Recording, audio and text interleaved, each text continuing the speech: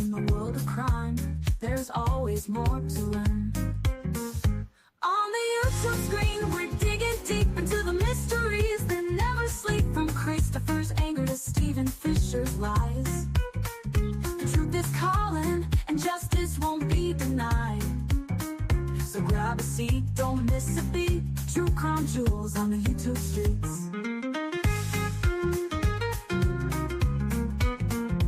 Lights are low, suspense is high. We're chasing truth, we spot every lie. Step into the darkness, hold on tight. Two flashlights out there in the dead of night. On the YouTube screen, we're digging deep. Barry Morphew's case is hot. A boy in Tennessee won't be left behind. From the coldest cases to the ones that shine, true crime's calling, and we're taking the time. So grab a seat, don't miss a beat. This true crime jewel's got what you need. We're always watching Barry and waiting for the truth. In the world of crime, we discuss the proof. So hit that play and join the true crime journey with Jewels of Thought and her gemstone family. Welcome, everyone. Thank you for being here. Look, today is going to be very weird and different than what we usually do, but I have been watching this trial with Ingolf Tuerk. Yes, a prominent urologist from Dover, Massachusetts, originally hailing from Germany. All right. So he is currently standing trial. Today is the second day of testimony. And basically his wife or long-term girlfriend, Kathleen McLean, she was killed in May 2020. It has taken 5 years to get this thing to trial. So basically what they're saying is that that Dr. Tuerk and Kathleen McLean had an argument in their home on May the 14th, 2020. There was heavy drinking on both sides, and that they got into this argument. She got angry. She threw, I don't know, a glass statue bowl thing. And then that just prompted him he just snapped. And he got on top of her. He was choking her until she passed out. And then he was horrified when he realized that she was dead.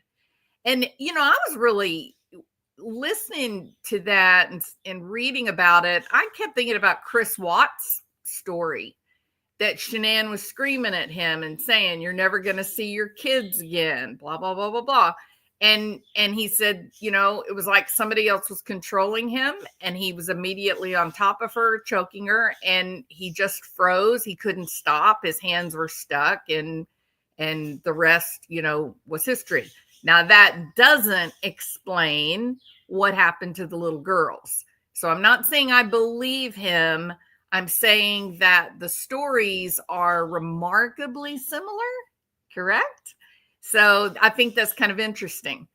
So then Dr. Tuerk carried her body to a nearby pond. He was worried that it would rise to the top in the coming days. And so he loaded her pockets up with a bunch of rocks, and he basically dumped her in the pond. Her remains were found 2 days later. It took no time at all to find her, and that is because Dr. Tuerk told the authorities what he had done. He told them. They were not all canvassing the neighborhood and such. He said, "I did it. She's gone. She's dead. Here's where you can find her body."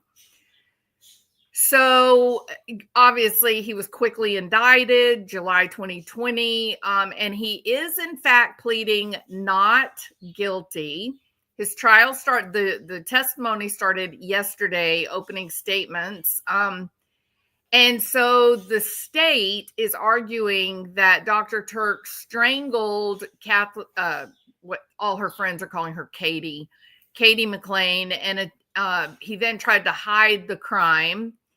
And the defense is saying, hold on a minute, her death was the result of a drunken altercation. She struck him first, and then he snapped, killed her, and then in fear, he hid her body. And then on his own, admitted and told people what he had done. It wasn't like he was under pressure. He admitted to it. There was an incident in a hotel room. Some people say that he had attempted to commit unalive himself. Other people say no, it was just part of his downward spiral, and he had begun to abuse opiates. But to make a long story short, he was in a hotel room, and the authorities responded, and they had to give him Narcan. He was under a heavy dose of opiate, and it was they saved his life. They got him to the hospital. He was having treatment there, and he admitted what he had done. So, it's a weird trial. So Tuerk is, he's confessed already to the act. He admitted to it without being under duress. The cops were not like breathing down his neck. And so that's kind of where the story is now. And then hold on just a minute, and I'll change. Here is a picture of them in better days. She's a lovely, beautiful woman. And she had her own company. She was into wellness and healing, kind of, Eastern type practices. So people loved them. People thought they were a lot of fun. They clearly loved each other. They had a long-standing relationship for years. They were together for years dating, but then in a very odd, strange twist, they ended up going to Las Vegas. They didn't have any children that they shared of their own, right? But they had been longtime girlfriend, boyfriend, and they went to Las Vegas and went through a drive-through window and got married. And then literally within weeks, she was dead.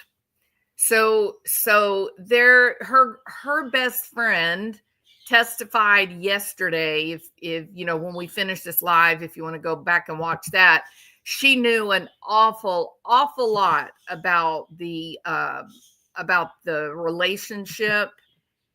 She worked with him, and then she was best friends with Katie McLean. So they have, she is an abundance of information. And then I was going to show the hospital that he worked for literally made a commercial about this guy. He was like some hotshot superstar surgeon. And so I'll be quiet. We'll play this commercial, him driving up on his Harley. Dr. Ingolf Tuerk is not your typical surgeon. At 6'3" with an athletic physique, it's easy to see why he was once a member of the German Olympic decathlon team. Surgery is physical, very demanding work. For hours, you are physically involved in a surgery, and that requires that you're physically fit as a surgeon. But what makes Dr. Tuerk truly different? I mean, he's sort of like, I don't mean to laugh like, haha, it's funny. I mean, it's like nervous energy. He's kind of like the grandchild of the Aryan nation, isn't he?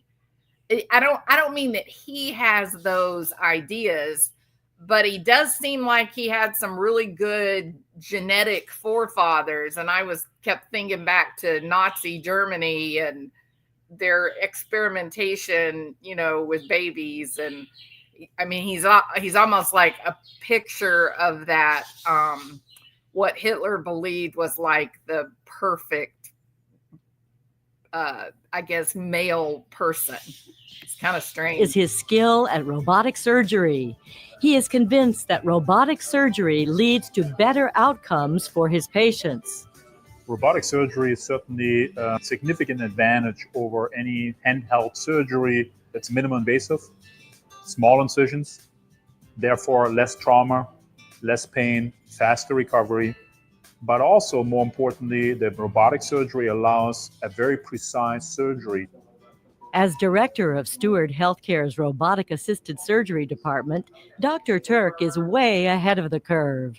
St. E's is one of the region's busiest robotic centers for urological procedures. And Dr. Tuerk sees a future where most surgeries will be done robotically, including many women's procedures. There are many surgeries you can do in women robotically and avoiding the same scenario of big incisions and long recoveries. It looks cosmetically much better for women, particularly younger women, if they're undergoing robotic surgery compared to open surgery. How are you? Tuerk, how are you? Good seeing you. Good. How you feel? I'm feeling good. As much as robotic technology helps the patient heal faster, Dr. Tuerk believes a close relationship between patient and doctor is imperative. Really? Charles Gill came down from Maine to St. Elizabeth's for his prostate surgery. You're awesome. Within a few hours, Dr. Tuerk has him up and walking, and tomorrow morning, Mr. Gill will go home. Who wants to lay in the hospital when he doesn't need to? But also the whole recovery, that they're actually feeling so much better, almost back normal within a week after surgery rather than 3 or 4 weeks after conventional surgery. I cannot express in words just how good Dr. Tuerk is. Jack Cook is a former junior high school principal from Norwood. I was fortunate enough that I found Dr. Tuerk, and there was no question in my mind that Dr. Tuerk saved my life. Most of all, he's grateful for the time Dr. Tuerk spent with him. I said, Doctor, I know I'm taking a lot of your time, and I was concerned about that. And he looked me right in the face and he said, you have cancer. You have questions. You ask your questions. He made me feel as if I was his only patient. When patients have cancer, they're afraid. They are very concerned. They are worried. And they need time with the physician to talk about their problems, issues, questions. And I'm a doctor who's not cutting the time short. All right. So that's the man right there. That's the dude. So the question is then, how do you go from that in just a few short years to, in a few short years, you go find yourself in a courtroom defending yourself, against a murder charge. And, it does sound like the defense is flirting with this accidental death or self-defense or some lesser charge, right? It's such an uncomfortable situation. I had so many reasons that I wanted to bring this out and maybe get more people involved in watching the trial.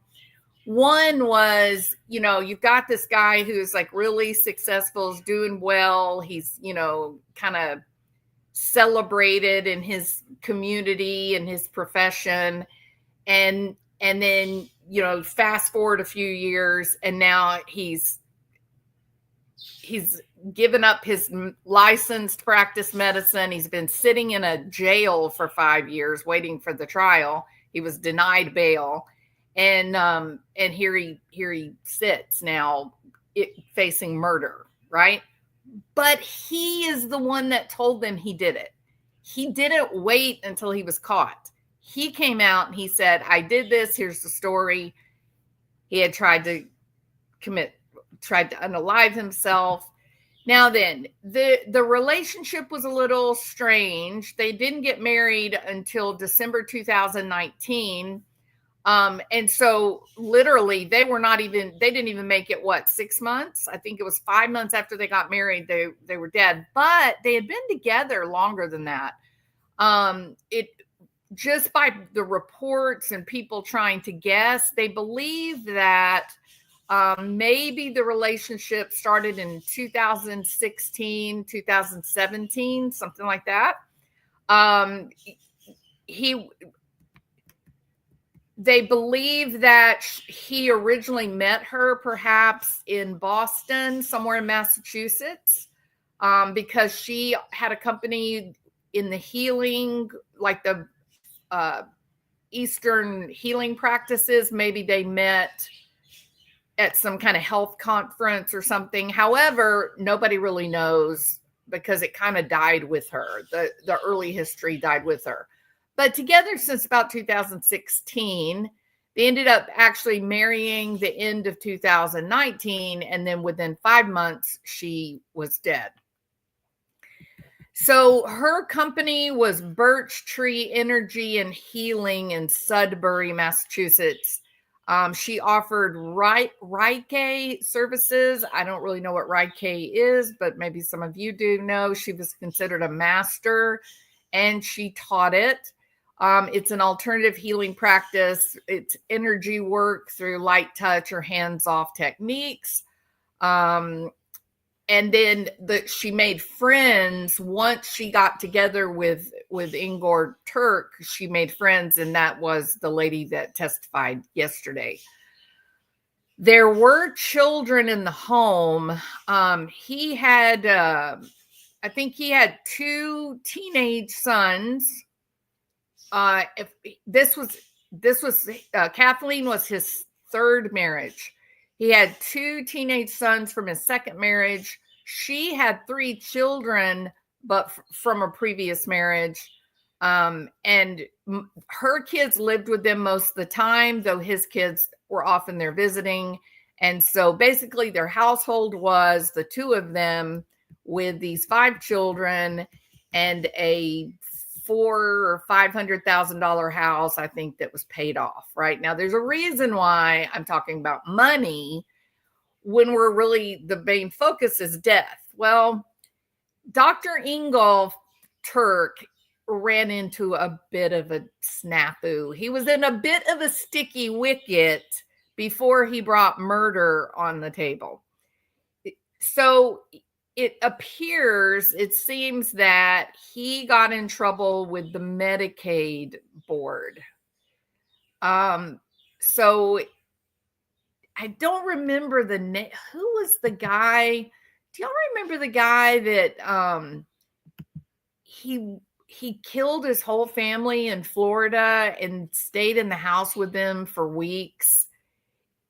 I think he and his wife had like a physical therapy company, and he was billing for sessions and services that he did not do. Do y'all remember that? He looks like Barry. He does look like Barry. Same kind of lifestyle. Yes, AP. I absolutely agree. Yes. What was that guy's name? It was a funny name. Y'all remember that? We watched the trial. It was a funny name. Okay, I don't want to waste time trying to. Todt. T-O-D-T. Yes. Thank you, Patricia Burns. Toad or Todt, right? Something like that. Well, so he got in a deep mess. Now, his mess was to the tune of millions. He was under federal investigation, and they just sat out in the parking lot of his business. Nobody was even at work. And then they would check the Medicare records later, and he had billed for like 15 sessions of physical therapy. No one was even there. They were in Florida at Disney World. So he got into a lot of trouble, and that looked like the catalyst for this terrible thing that he did to his family. Well, I'm not going to say it's exactly the same with Ingolf Tuerk, But he did, in fact, get into a bit of a sticky wicket. There were allegations. Kitty dog. Kitty. Sorry, my dementia-ridden dog is wandering. You need to stay in here with me, okay? Lay down in your bed. Lay down. I gave you your breakfast. Lay down. She has no idea where she is. Good girl. Such a good puppy. So sorry about that. I have to hand feed her. I have to hold her up while she drinks her water. She is very old, and she was a star in her day. She knew all kinds of amazing tricks. It breaks my heart, but I'm not going to think about it because I'll cry if I do. So Ingolf Tuerk got into a bit of a problem. He was facing allegations that he was doing fraudulent billing to the state insurance Mass Health. He did work with the Massachusetts Attorney General's office, where he was fined $150,000, and he paid that. See, right there, that's not in the same category as what Toad did. Okay. The Toad was in it millions. This sounds like something else. This sounds like maybe there was a mistake made in billing. Those mistakes can be very costly, which is why a lot of practitioners, if there's a question, they will say, no, don't you dare bill that. I'll eat that charge. Because if you do make a mistake and it gets caught, then it's like you intentionally were committing fraud. So only $150,000 fine. No, that doesn't sound like a big problem. Okay. Now then, so he had to pay this $150,000 fine, and he had to agree to a multi-year compliance program that he would have to pay for if he wanted to continue practicing medicine in the state of Massachusetts. What that means, a multi-year compliance program, is the government was forcing him to hire someone in his office, probably to the tune of about $250,000 a year. And that person was simply going to sit at a desk and check every single bill that went out of that office. And the state's saying, you have to pay that. We're not providing that person to you. You have to pay for it. So if unfortunately, the whole Obamacare thing really, really hurt physicians, providers. It's punitive. It's one of the reasons why we have such a dramatic doctor shortage, is people are not willing anymore to take on the liability for the low amount of payment doctors get now. It used to be if you could get your medical license, then you were going to be a wealthy person. It's just not like that anymore. They really, only people after Obamacare, the only people getting rich are insurance executives, nobody else. So they hit him pretty hard. $150,000. It was probably a couple of erroneous mistakes, billing mistakes, because otherwise the fine would have been $500,000 or more. And then this multi-year compliance plan that basically meant he was being extorted by the state for this salary to this person who was basically going to just watch him and oversee him. The reason I bring that up, I'm not taking up for him, not by a long shot. I bring that up because that is something that would add to his stress, correct? Can we be honest? You saw the guy drive up on his Harley, right? He is a mountain of a man. He was a celebrated German Olympian, meaning, look, they were throwing money at him. He had an entitled life. He was a rock star in Germany, okay? So the reason I say that is I'm sure that him always being the one in control, always being the one to lay down the rules and to enforce the rules, that was a role that he was really comfortable with. You know what I mean? So imagine now a few mistakes being made, maybe not by him, maybe by his office work. Imagine him now suddenly being treated like a medical student again. You know what, AP? Many people refuse to take Medicare or Medicaid.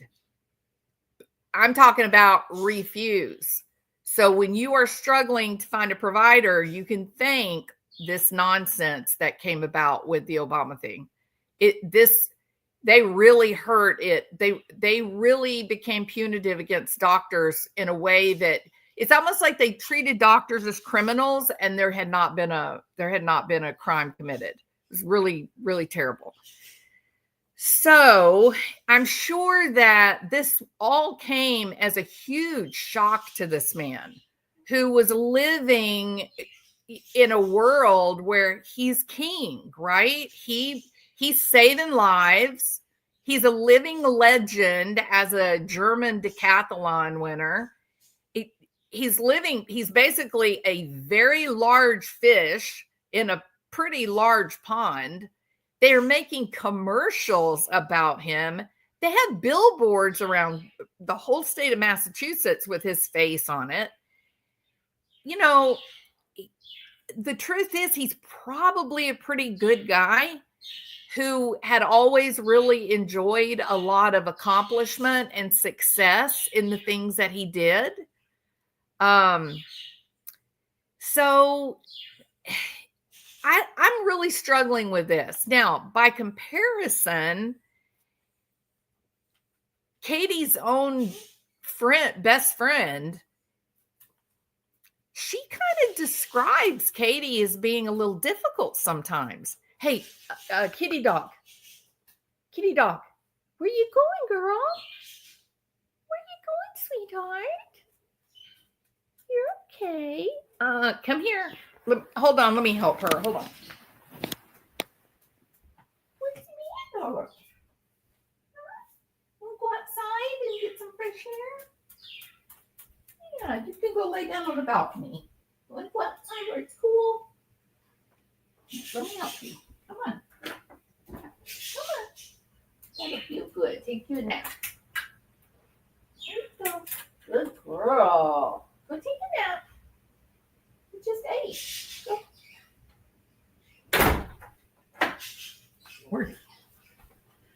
Sorry.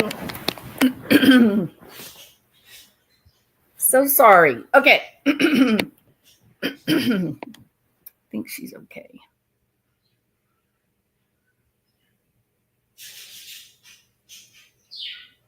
Just 1 minute. Man, I am sorry. I need to go help her lay down. Hold on. Well, I'm sitting in my chair late at night, watching crime unfold under the pale moonlight. From the darkest corner, stories unfold. True crime jewels, she's brash and she is bold. On the YouTube screen, we're digging deep into the mysteries that never sleep, from missing kids in Tennessee to... Okay, we're back. So I am so sorry about that interruption. Okay, so there, you know, he was under an incredible amount of stress related to his practice. He was not getting a lot of patients. Well, I mean, it's Massachusetts. It's not very many people there anyway, right? So his income had gone down in recent years. He had this run-in with Mass Health where they said that he was billing for surgeries or for services that were not rendered. And so while he was under this investigation, he was not allowed to operate. And so he had no patients for over a year. And operating for a physician, that's kind of their bread and butter, right? If you're just doing office, if you're just taking office, the income is very modest compared to the as much as even $1 million or more per year based on surgeries. So, so he came on, he was under a lot of stress at the time. And then Katie, she had her own reaction to the stress of his business waning and the financial frustrations. And she became a bit, I think she became perhaps a little worried about how his lack of income was going to affect her. I mean, I'm sure you can imagine she's with this rich, fancy doctor, and she thinks her future is set, carved in stone, and she'll be comfortable in old age. And then out of nowhere, she's the only income earner. So things got very bad very quickly for Ingolf Tuerk and Kathleen McLean. Now then, there was also problems with infidelities.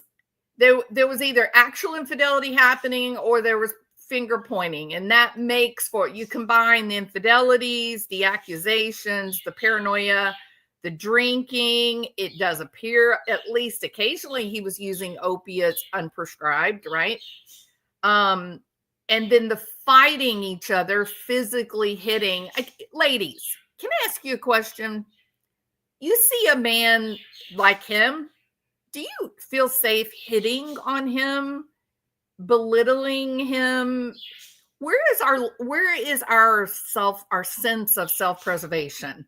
And I'm not saying that men are entitled to hit women, but also I don't think women are entitled to hit men. You know what I mean?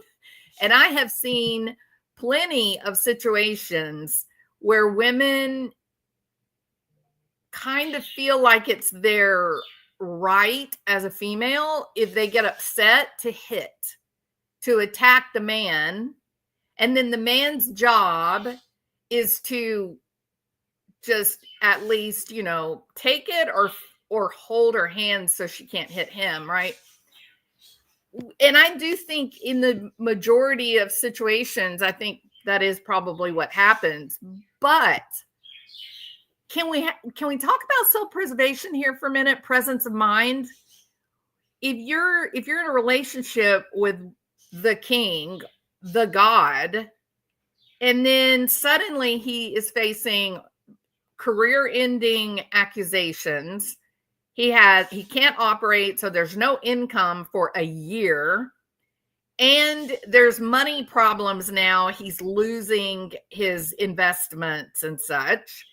And he's being told that he's got to have a babysitter in his office with him for many years, not just 1 year, many years.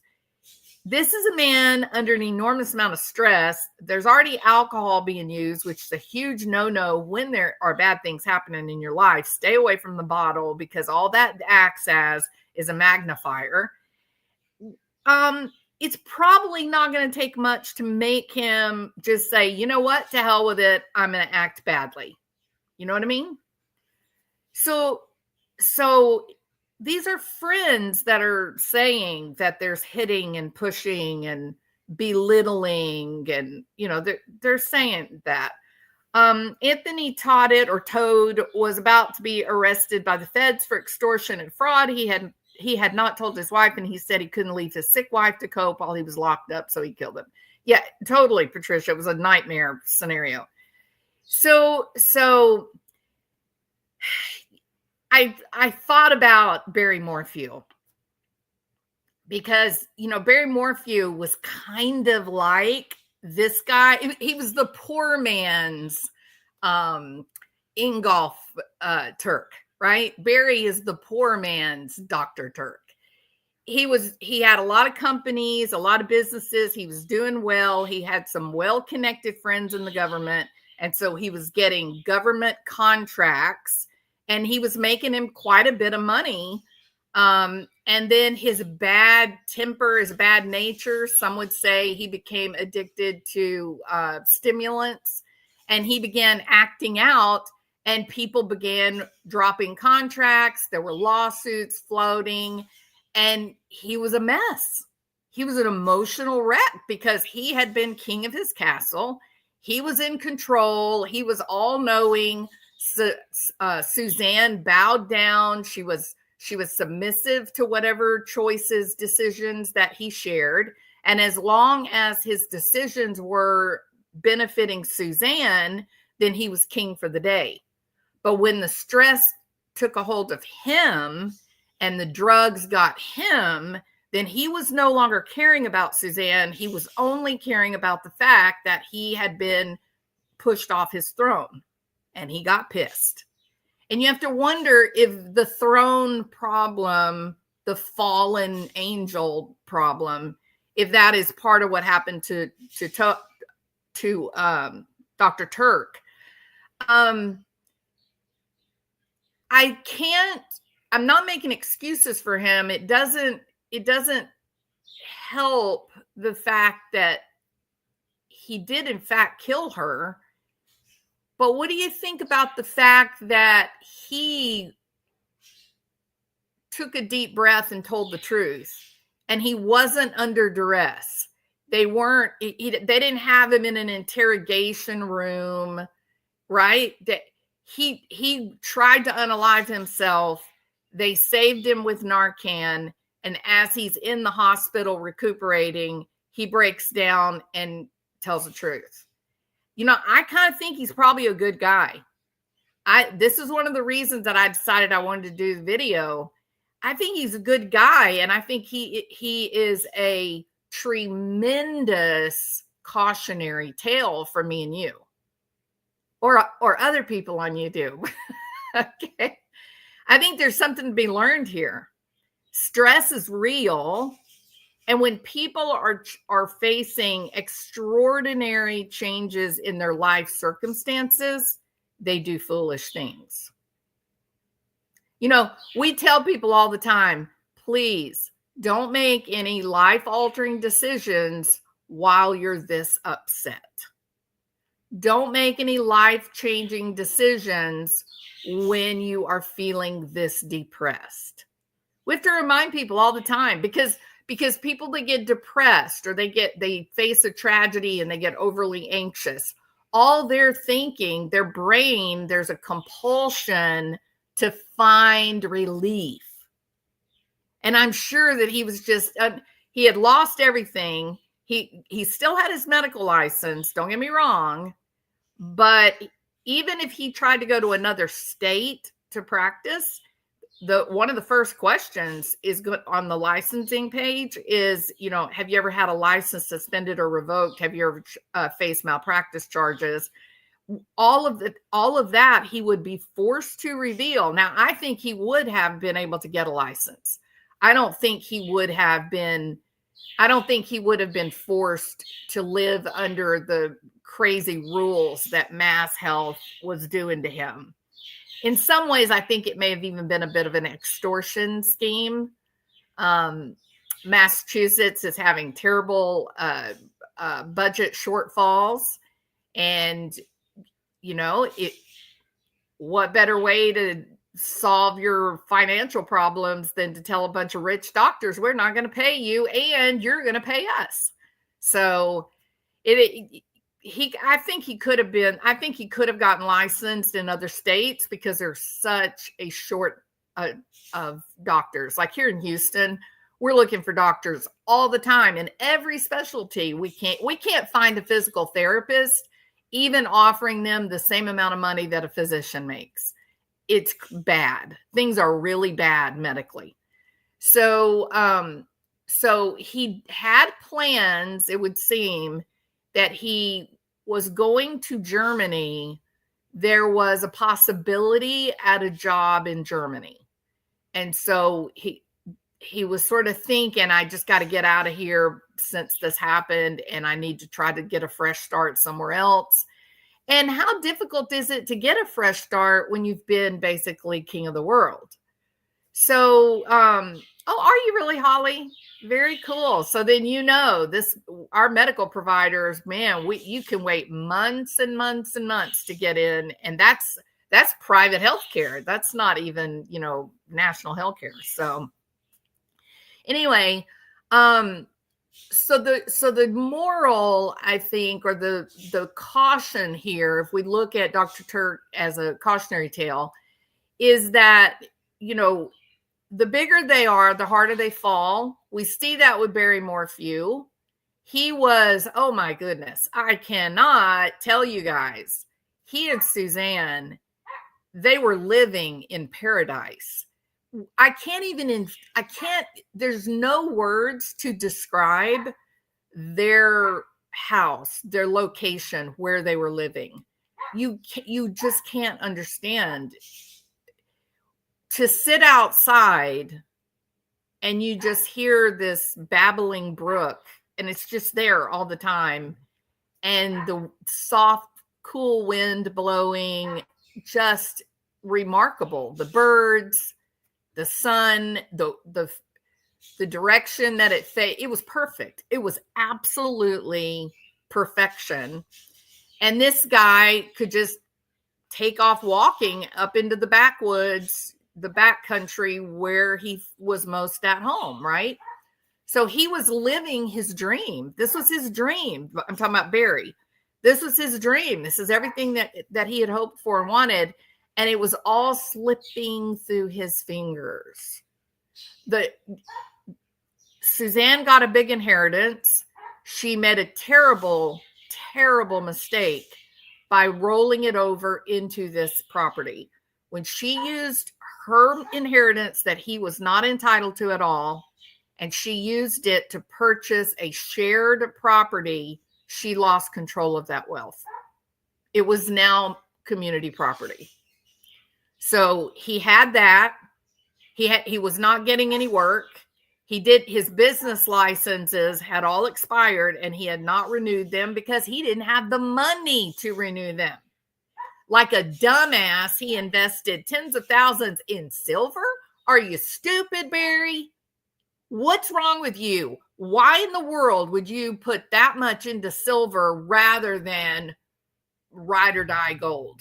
Like, what were you thinking? Or just land? Silver? It's crazy. It was a crazy story.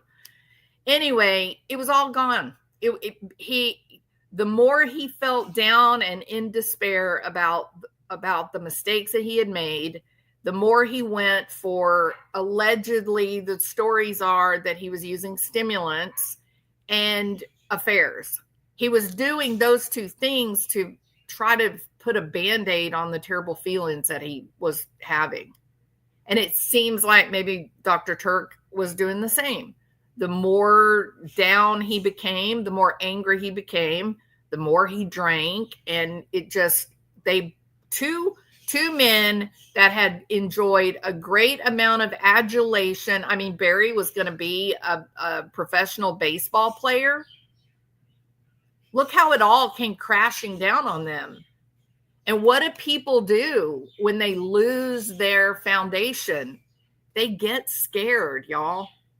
And I don't care how big and tough and strong of a man you are, when you lose your foundation, you're terrified. And when is a dog, your own pet, when is a dog most likely to bite you? They'll say your dog will never bite you. Bullshit. Yes, they will. There's one situation where your own dog will bite you. Do you know what it is? When they are scared. If a dog is afraid, he will bite anything, including the hand that feeds him. So if you have a dog that's been badly hurt and you go to pick them up, they're going to growl. They're warning you, no, don't touch me. I'm hurt. Or if they get cornered and they fear that maybe you're going to hurt them or something else is going to hurt them, they're going to fight.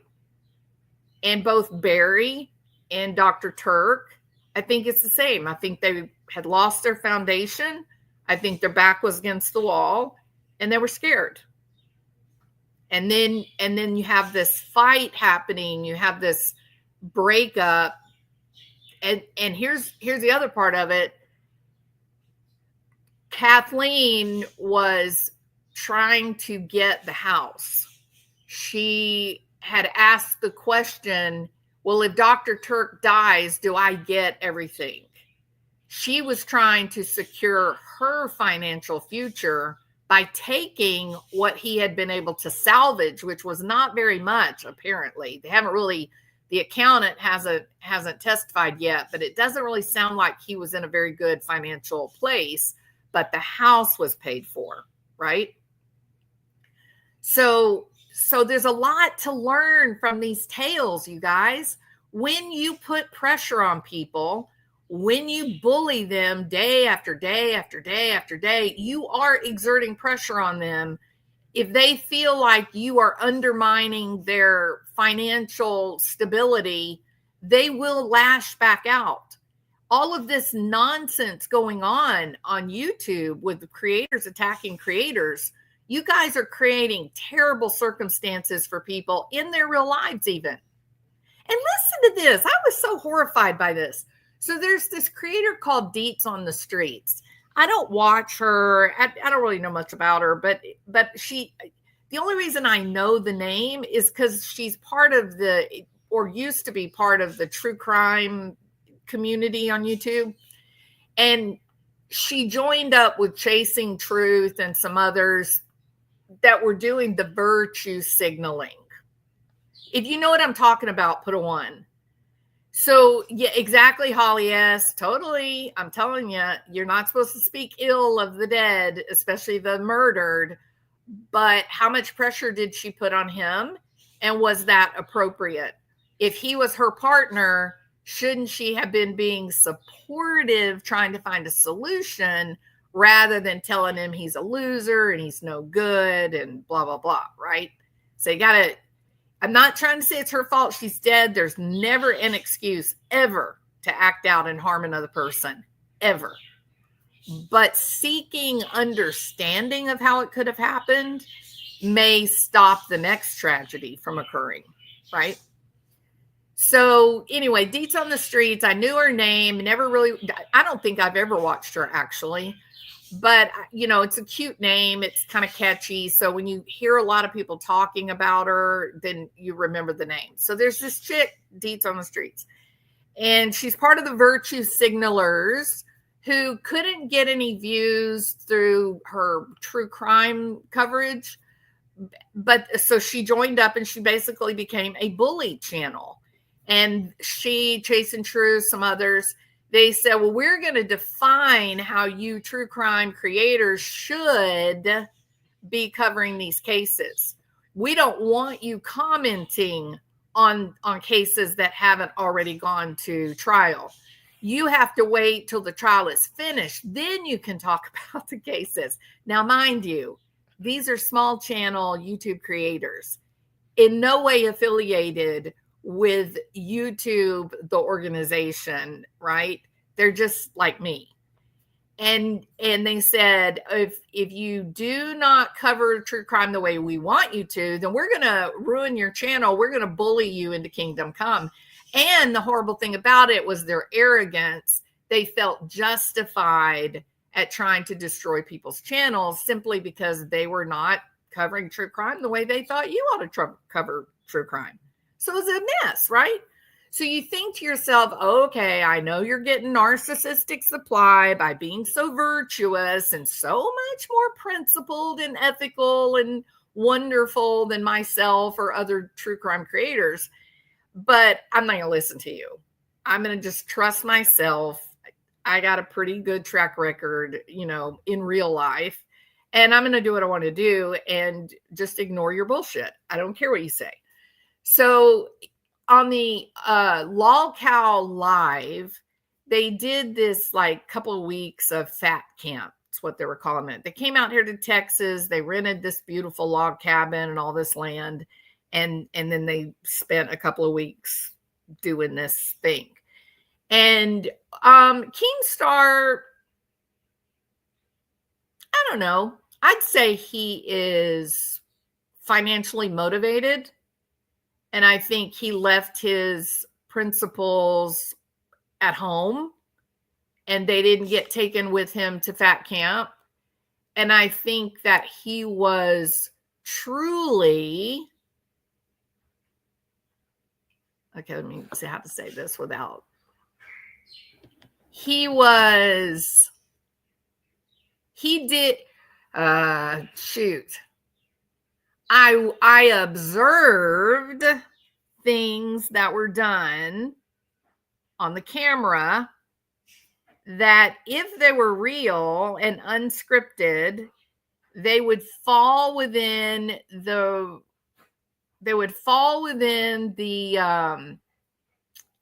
category of exploitation and sadistic delight. All right. How was that? Was that the slippery slope? Okay. Yeah, there was some horrible things that were done at Fat Camp that seem legally, potentially actionable. All right. Now, okay, I'm not going to say that. So maybe these are people that, okay, so the things that he was asking them to do are things that people who are comfortable and have enough money, they would never agree to do.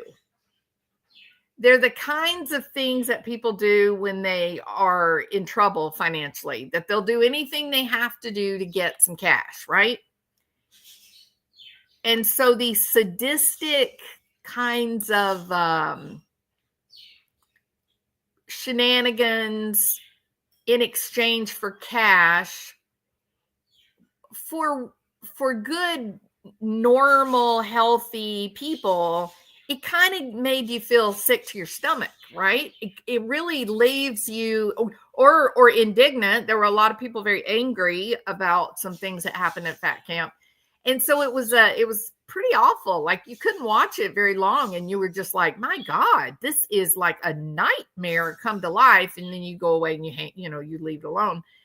And one night there was nobody else live and I was trying to go to sleep, and I had it on and I was just kind of watching, thinking to myself, who are you people?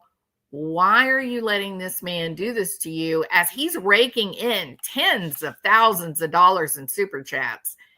Why are you letting this happen? And who are these creeps that are giving money to cause pain to real people?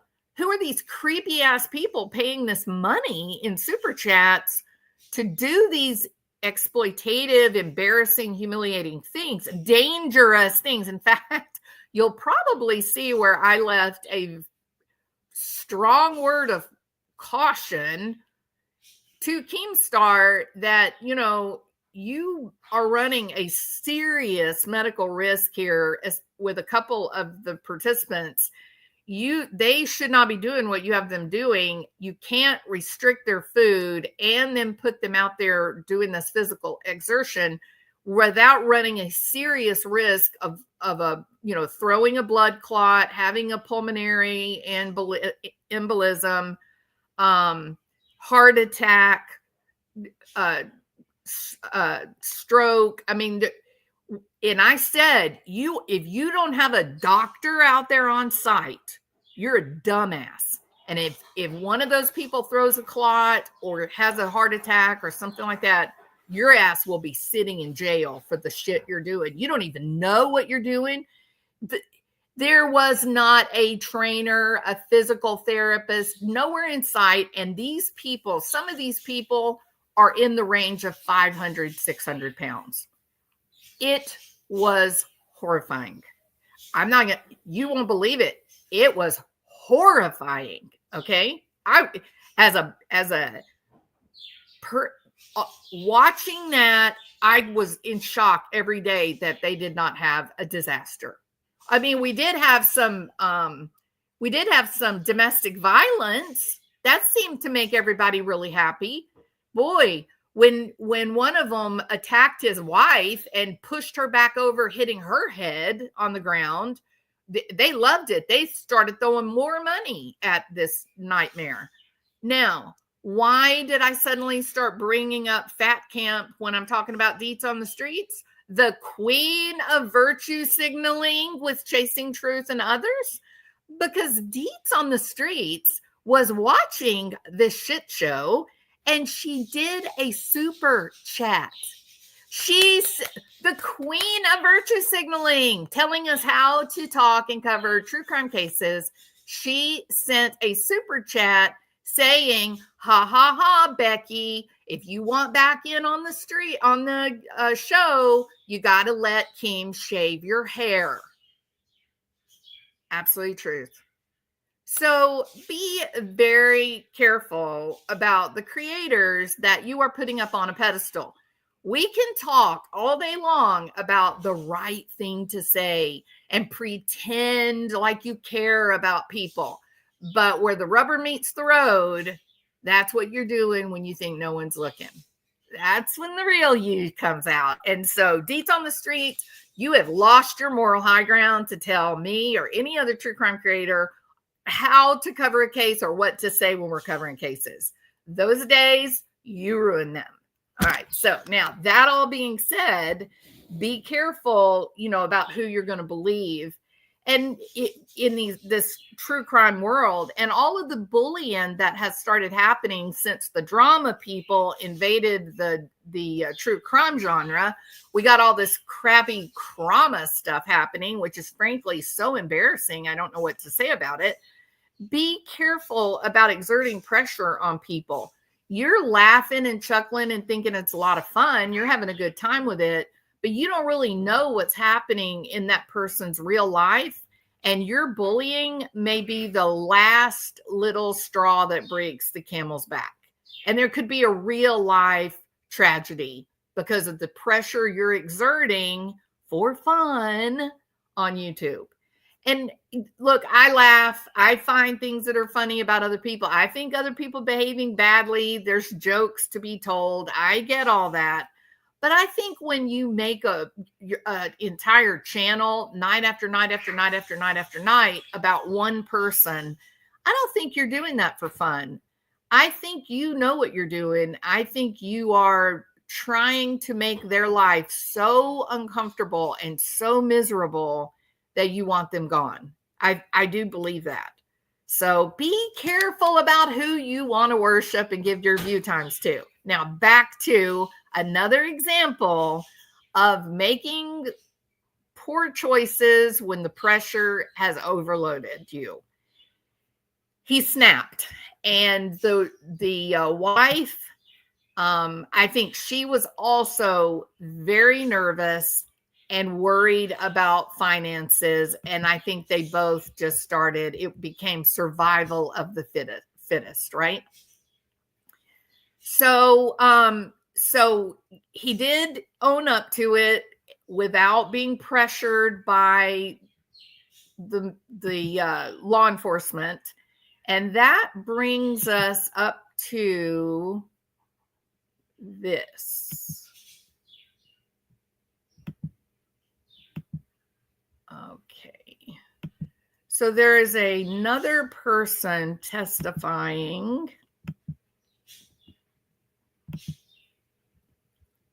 And so for those of you that want to just kind of hang out and watch with me, we can watch this particular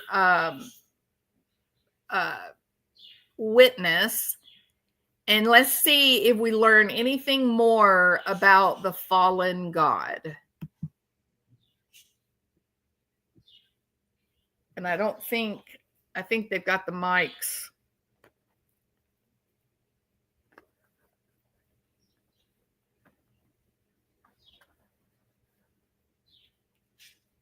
And when he stands up, because he goes up to the sidebar when the attorneys do, he makes them all look like little people. He's an enormous guy, like maybe 6'4" even. Let's see how close we are. And the man that's standing up beside him with the silver Danny DeVito, He is Turk's attorney, defense attorney.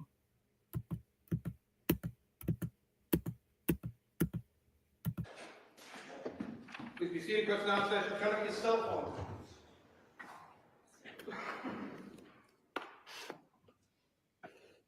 phone. You have the witness ready? Yes, he's right Okay. outside. Great. Would you like me to re-swear? Yes, please. Thank you. Officer Summers, ready for the jurors.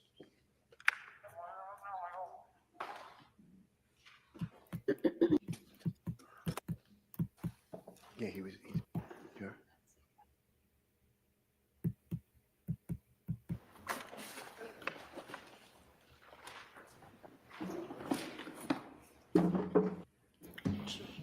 He's going to have a hard time getting a lesser conviction. They're going to look at the size of this man and consider the size of Kathleen. He's going to have a hard time. And I do think in this case, it could actually have been a,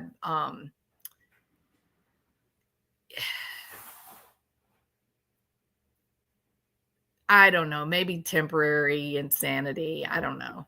I just think the circumstances are one of the few times that it kind of makes you think maybe he did really snap. Although, you know, his story is very similar to Chris Watts.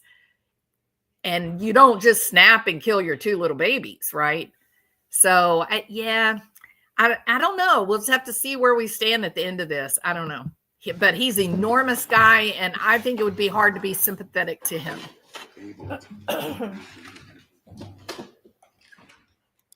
He's like a mountain.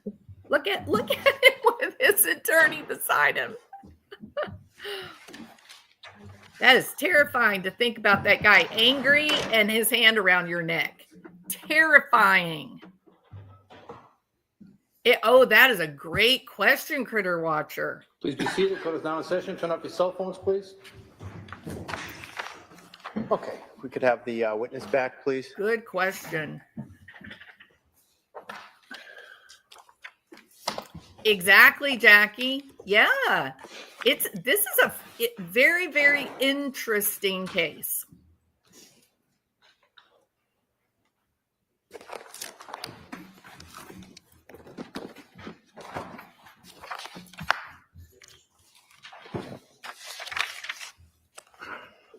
Take it down. You just watch it.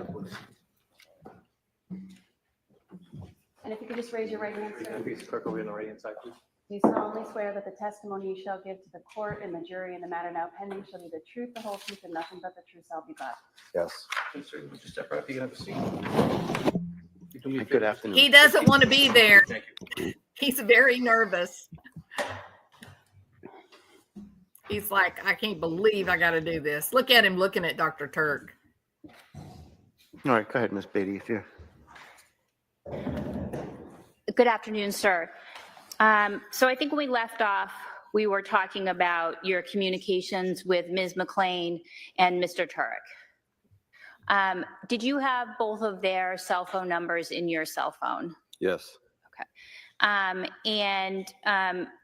Turning your attention to the end of 2019, the fall of 2019, would you communicate with both of them on your cell phone?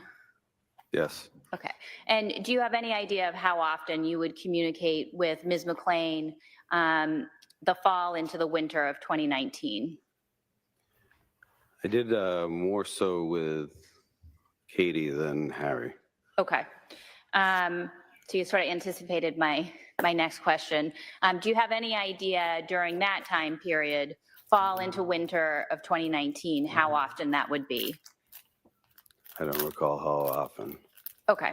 And in 2020, would you also communicate with both Ms. McLean and Mr. Tuerk? I think so, yes. Okay.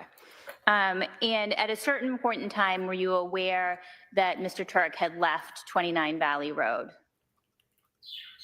Yes. And after he left 29 Valley Road, did you continue to communicate with Mr. Tuerk?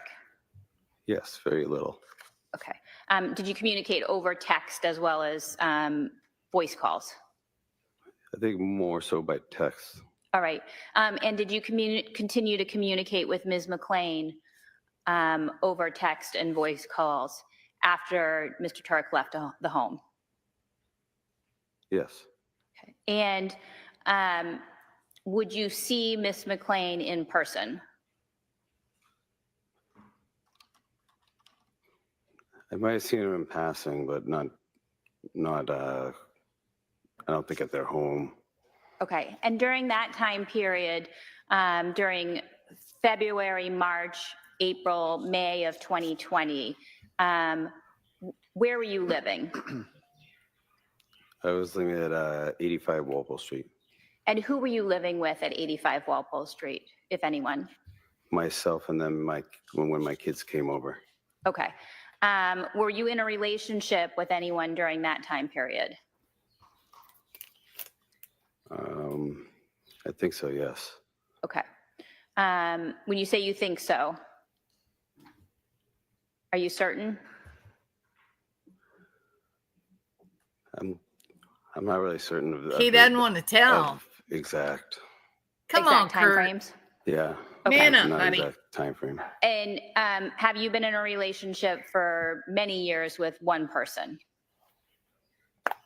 Yes. Okay. And can you ballpark say how many years that is? 13 years. Now he's Okay. going to be in And have trouble. there been periods of separation in those 13 years? Yes, a few. Yep. And did you live together during those 13 years? Yes, on and off. Yep. Okay. Oh, see, now you're starting to see. You got to wonder, okay, were you and Katie messing around and you don't want to admit it because the person you've been with doesn't know you've cheated. So here he is on national television being asked these questions. And he's like, I hate you, lady, because you're trying to get me in trouble with my woman.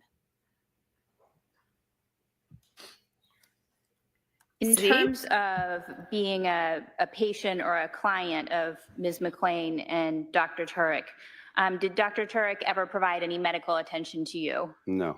All right. What about Ms. McLean? Were you ever a client of hers? Yes, she did Reiki. And had you had Reiki prior to meeting Ms. McLean? No. How many times did Ms. McLean provide Reiki to you? Once. And where was that? At their house. And where in the house? I think it might have been like the living room or something. Dude. What? You went to their house one time for Reiki and you don't remember what room you were in? See, these are the kind of things that behavioral specialists, of course, don't be silly. You've been in the house one time, you know damn well what room you were in. And do you know Vanessa Pettigrew? About the what? Do you know Vanessa Pettigrew? Yes. How do you know Vanessa Pettigrew? Through Harry and Katie. Do you know when you met her? I don't know exactly when I met her. Okay. In May of 2020, do you know how long you had known her? Whether it had been months or weeks or years? Maybe a year and a half. Okay. Maybe. And what did you understand her relationship to be to either Katie or Harry? They're friends. She was friends of theirs. Curt is struggling. Okay, clearly you can see that. Let's let Curt rest for a moment. Take a little break. He's under an enormous amount of pressure because I think he has some personal secrets that he doesn't want the world to know. And let me just give you a little tutorial on what Reiki is. It is a practice developed in 1922 by Mikao Usui, a Japanese Buddhist, following a period of meditation and fasting on Mount Kurama, where he claimed Mount Kurama. I think you and I are living in Mount Kurama, aren't we? We're on the peak of Mount Kurama. Damn it. Where he claimed to have received a spiritual revelation about healing. Reiki involves a practitioner placing their hands lightly on or just above a person's body in specific positions, typically focusing on areas like the head, the torso, and the limbs. Well, what other part of the body is there? That's weird. The process is meant to transfer energy from the practitioner to the recipient, balancing the body's energy and encouraging its natural healing processes. Sessions often last 60 to 90 minutes. Recipients say they feel warm, tingling, and deep relaxation. Okay, excuse me, Curt. I'm a little curious here, buddy. You went to her house once and she did this thing to you that made you warm and tingly, and you don't remember what room you were in? I'm not believing that. And did you have an understanding about whether or not she was married? Yes, she was. Right, dude. And did you know her husband? Yes. And did you ever spend time with Vanessa and her husband and Katie and Harry? Yes. And did you have text or phone communication with Ms. Pettigrew? Vanessa? Yes, with Vanessa. Yes.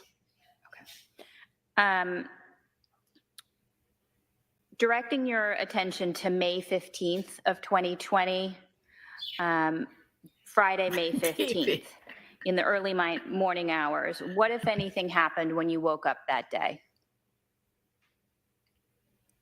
I think that was when the text from Harry. Okay. Do you recall the text that you received from Harry?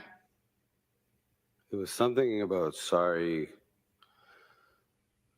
I think, sorry, brother. She was vindictive. I don't know it for word for word, but. Your Honor, may I approach? Yes.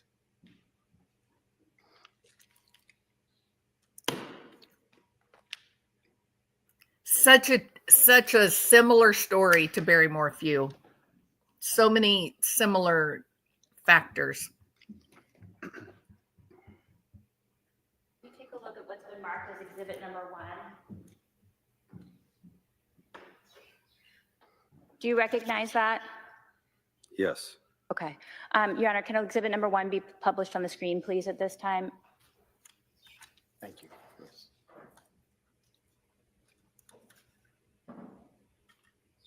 All right, Ms. Gilman, if you could just move down, and thank you.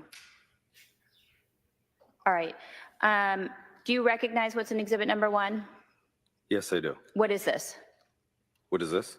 Yes. The text message from him. Okay. Could you please read it aloud? Curt, I am sorry, brother, but she is a vindictive devil. She played us all. I'm really sorry, brother, but she manipulated us all. Love you, Harry. All right. Thank you. And did you respond to that text message? Yes, I said, what happened? And did you get a response to that? No. All right. And did you send another text message after that? I'm not sure. Okay. If you take that out of the sleeve and continue on. If I do what? If you just take the paper out of the sleeve.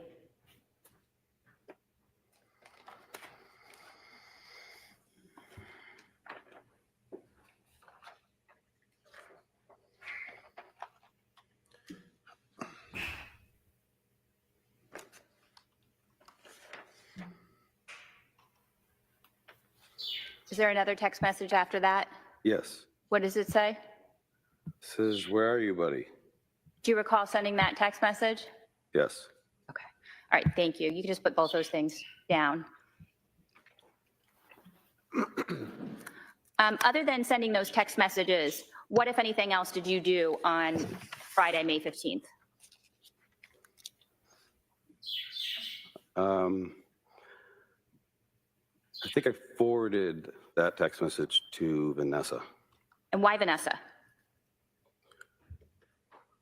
I was probably guessing, would probably say that I was trying to figure out what was going on. Okay. And did you ever Wow, he's get a so response nervous. from Vanessa? I don't recall. Did you speak with Vanessa on the phone at all on Friday, May 15th? I might have. I did not 100%. Okay. And did you speak with anyone else on Friday, May 15th about that text message? I think I eventually sent it to the police. Okay. Did you ever speak to the police, either in person or on the telephone? I think I did. It was brief on the phone and then in my driveway. Okay. And when you say your driveway, Okay, I have a question for everybody that's watching. Have you guys ever seen anyone more nervous on a witness stand? Yeah, right, Jude. Yes. Is it just me, or does he seem like he is terrified?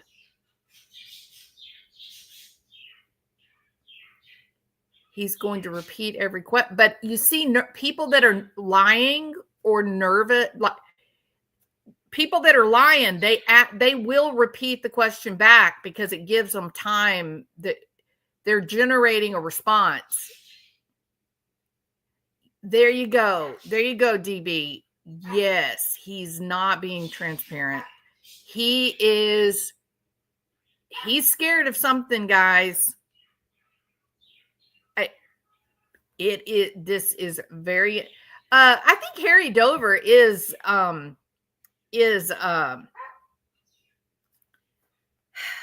in golf.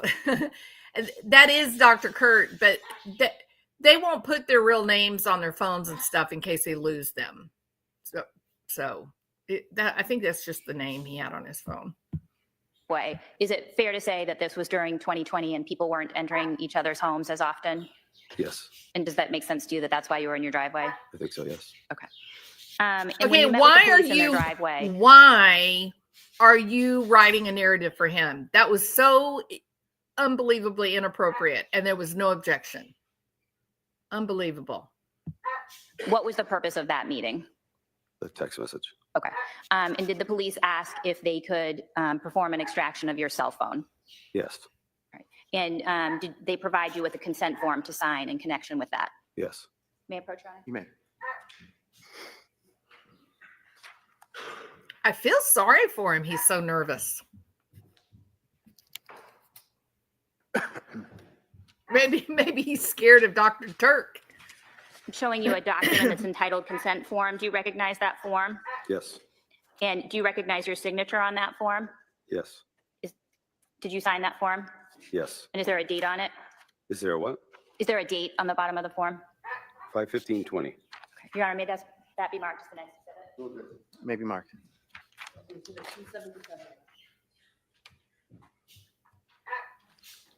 All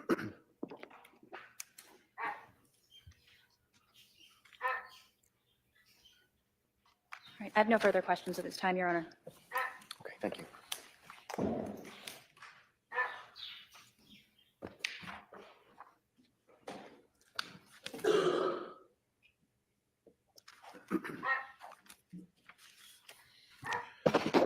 Back in 2019, that's when you first met Harry and Katie? I'm not exactly sure exactly the time I met him. Okay, was it in 2019? Was it, excuse me? 2019? I'm not 100% of the time that I met him. I met him at the Legion and we were drinking. So You remember what? say again? You remember what? That I met him at the Legion, Legion. American Legion. Look, And the you color. socialized with each other, didn't you? At the Legion? The color has left his face. He is white as a ghost. What the hell? Remember, they they got married in December 2019, and then she was dead May 2020. So 2019, he just meets them. He didn't know them very long, did he? Wow, Oh, he's so scared. Yeah, You were one of his best friends, weren't you? I wasn't his best friend. Oh, well, did you go over the house and hang out with him? Yeah, but that doesn't mean you. Cigars, do you? What? You don't smoke cigars, do you? Nope. Did you go over his house and see that he would be sitting by the pool and he'd be smoking cigars and you'd have a beer or you'd have a drink with him? Yeah. On a number of occasions, right? You're nodding your head. Yes. Yes. And how would you describe your relationship with Harry? I think we were friends. Good friends. And you knew that he was a doctor working in Boston, right? Yes. You were all. Okay, people, what's happening here? What is happening here on Mount Karama? That don't feel sorry for him. The true test of a man's character is what he does when he thinks no one is watching. Accountability is part of that. Keister Bunny, thank you so much. You are right. Wow. What in the hell is happening here? You know what I'm going to do? I got to do this. I've got to take this. I want it on regular speed. I got to know what's going on. This dude, for someone that only knew them a couple of months, strange. Also, were you good friends with Ms. McLean as well? Yes. In 2019, up until 2020, for example, did you know that Harry and Ms. McLean were going to get married in August of 2019? Yeah, they talked about it, yes. Right. And you know also that Harry didn't get married. He took it off. He canceled it, right? I guess he did, yes. You guess he did. You talked to him about it, didn't you? I don't really recall the conversation. You talked to Katie by text about it, didn't you? Some, yes. I don't She recall. was upset about that, wasn't she? Yes. And then as time went on, they ended up getting married again, or getting married in December of 19, right? I guess so, yeah. Now, I mean, he's like a scared little bunny.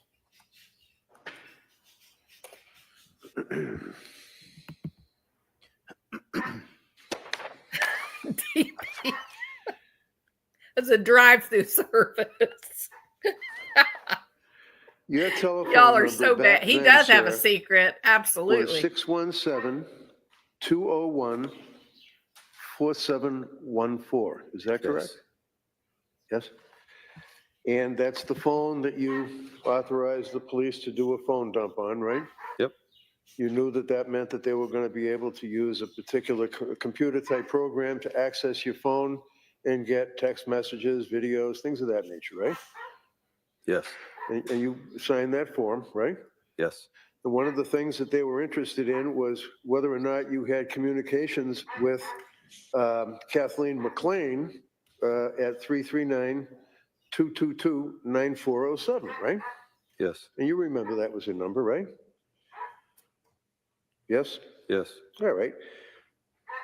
And when you would go over to their house, would you stretch your memory and recall that in 2019, in the summertime, you had occasion to go over there a number of times, right? Yeah, he was getting Reiki. I don't know how many times, but yes. He was I'm not getting asking warm a and number of tingly. times, obviously, but there were a number of times you sit by the pool, right? Yes. Have a barbecue, right? Yes. It had a television set that was attached, and it also had the fire pit and everything else, right? Yes. Waterfall, right? Yes. Yes. And Harry built all those, didn't he? Did he what? Built all those. Yes. And when you were giving your phone to the police and they accessed your phone, sir, do you recall how many text messages between you and Ms. Miss McLean were on your phone when you gave it to the police? I don't recall how many, but it was several. So, right. Certainly not in the hundreds, right? When you gave your phone to the police?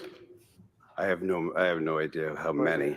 So, did you delete, sir, your texts between you and Kathleen McLean when you gave your phone, before you gave your phone to the police?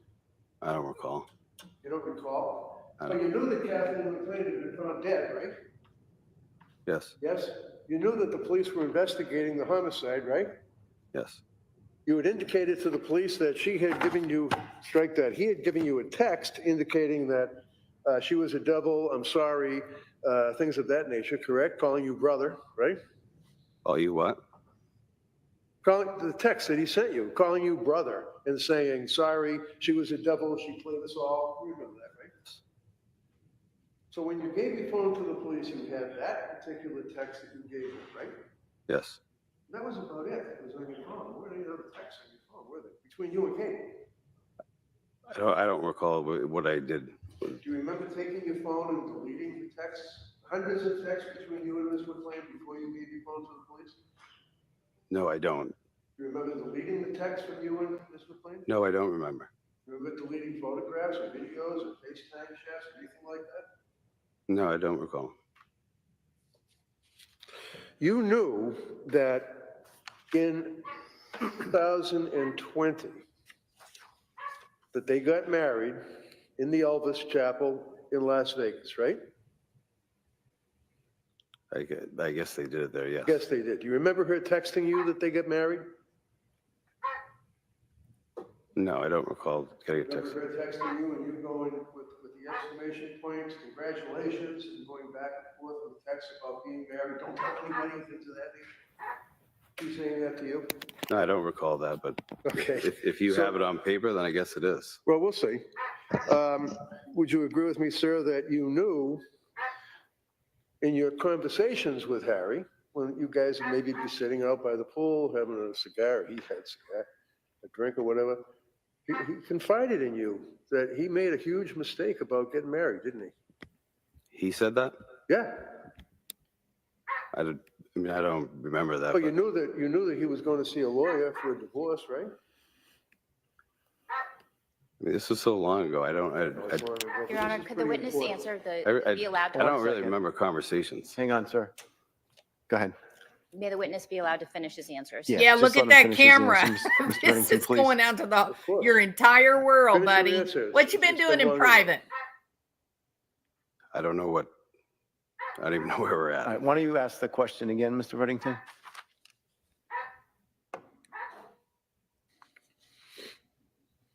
Wow, this is weird. Back in June of 2019, sir, do you recall, well, let me back up.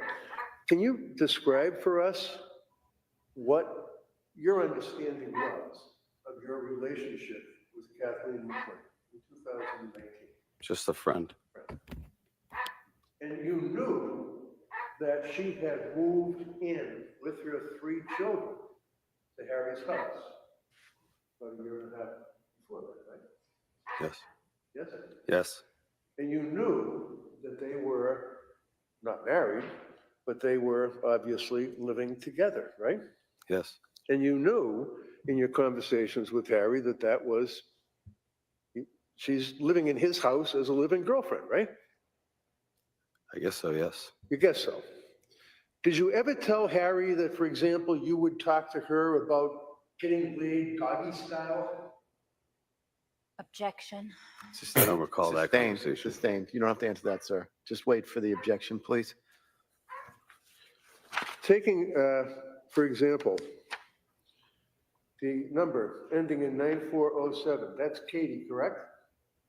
That's what? That's Katie's number, correct? Oh, I feel bad for Yes. this guy. We just went through that. And your number, sir, we went through, ends with the Wow. 4714, correct? Yes. Now, just like the DA, I'm going to approach you. TP. Mr. Reddington, can you show Ms. Beatty, please? I thought I sent it to you. No,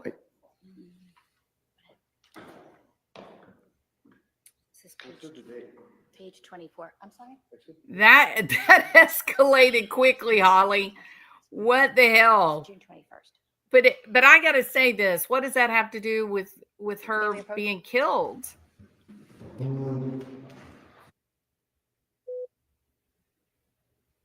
Look at how big he is over everybody. It's going to be so hard for that jury to have any sympathy for him.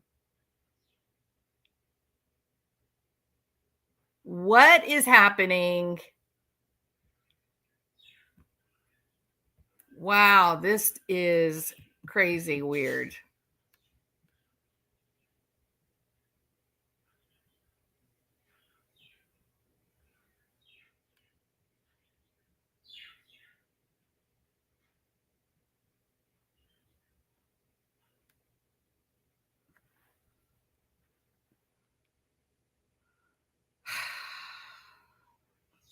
Uh-oh. Why don't we have any sound?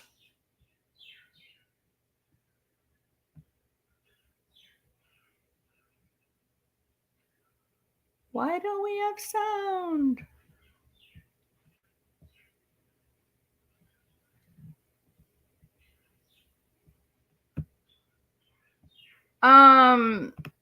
Have you guys, has anybody else been watching this?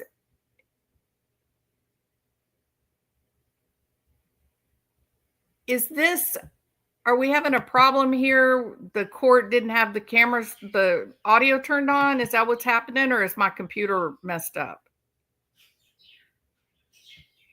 It was something. Yeah, about sorry. it's the court. Okay, it is. It's O for Yes. identification. All right.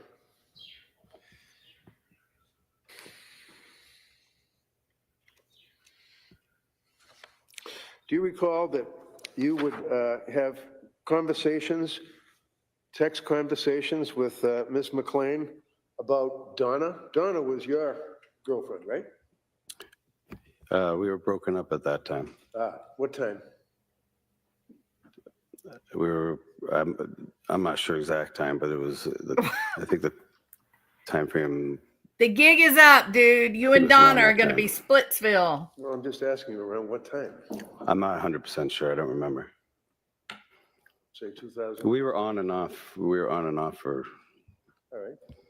Do you recall that Ms. McLean would ask you about the status of your relationship with Donna, whether or not you guys were an item in talking? I think she did, yes. Yeah. And do you recall describing to Ms. McLean that you really didn't have much of a relationship with Donna, right? That I what? Didn't have much of a relationship with Donna. Then we must have been off then. Dun, dun, dun. Do you recall that on one occasion she indicated to you, sir, in your text messages, anything about her forcing him to fuck her? No, I don't recall that. And again, 9407 blue would be her, 4714 green would be you, correct? Okay. Could I see that, Mr. Farrington, please? Excuse me. I gotta show that to you. What is happening? If you pull them up, I can tell you what. What did he just say? Did he say that? Okay. Who was the one getting made love to? Who's forcing what? Did y'all get that? I don't understand what I just heard. He's shaking. He was operating heavy equipment, fixing pipes. He isn't sure of much. But there was something. He's covering his private parts.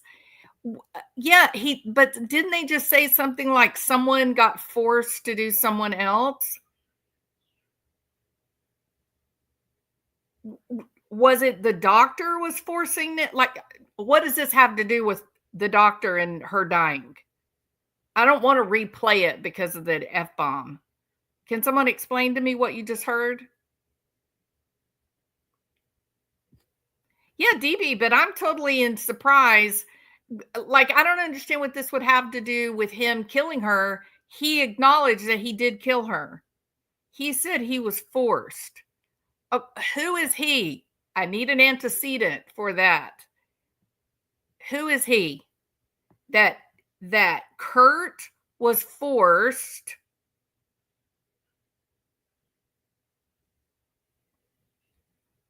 she even knew he was going over there for Reiki.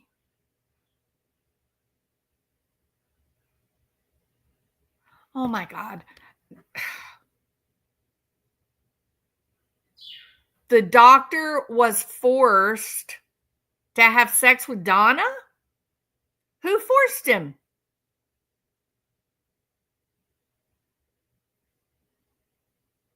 Okay, so the doctor was forced to have sex with Donna, and who forced it?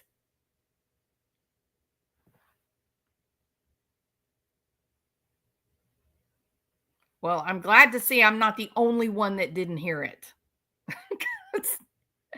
I don't want to replay it. I don't want to go back.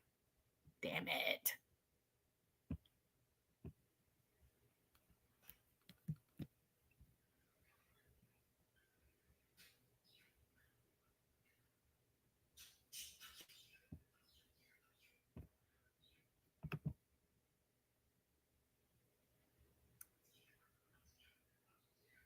We're without sound again.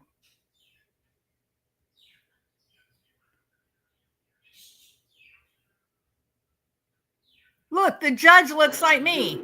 The judge is as confused as I am. No. Objection. Sustained. For the record, then, I'd like to offer this to, as part of the identification. Okay, it is. It's O for Yes. identification. All right?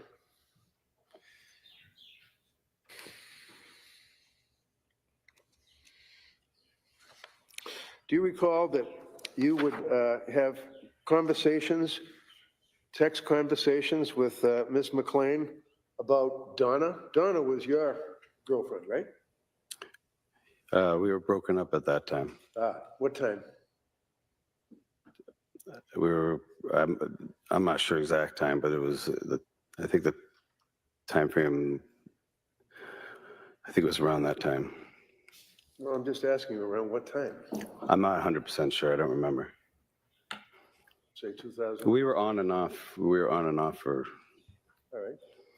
Do you recall that Ms. McLean would ask you about the status of your relationship with Donna, whether or not you guys were an item in talking? I think she did, yes. Yeah. And do you recall describing to Ms. McLean that you really didn't have much of a relationship with Donna, right? That I what? Didn't have much of a relationship with Donna. Then we must have been off then. Do you recall that on one occasion she indicated to you, sir, in your text messages, anything about her forcing him to fuck her? Okay, so No, I don't recall that. Okay, so that again. must have been that Kathleen forced the doctor. What did y'all make of that?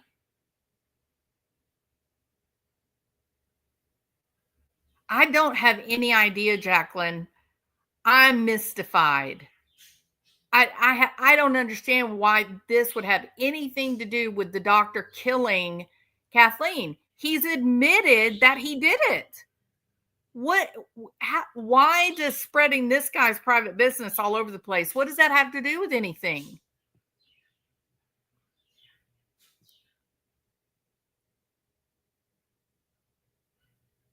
Okay, well, so we listened to it even though I didn't want to, but we still don't really know, do we? Okay, well, I don't know. This is crazy. I don't know how this helps the doctor defend himself. I mean, listen, okay, so if what we heard was that it is Dr. Tuerk is telling his friend Curt, no. He was talking to Kathleen, wasn't he? And that Kathleen forced the doctor to have sex with her. Oh, that he forced her to have sex. Was that a form of abuse toward the doctor? Maybe. It would be you, correct? Okay. Could I see that, Mr. Farrington, please? Excuse me. I gotta show that to you.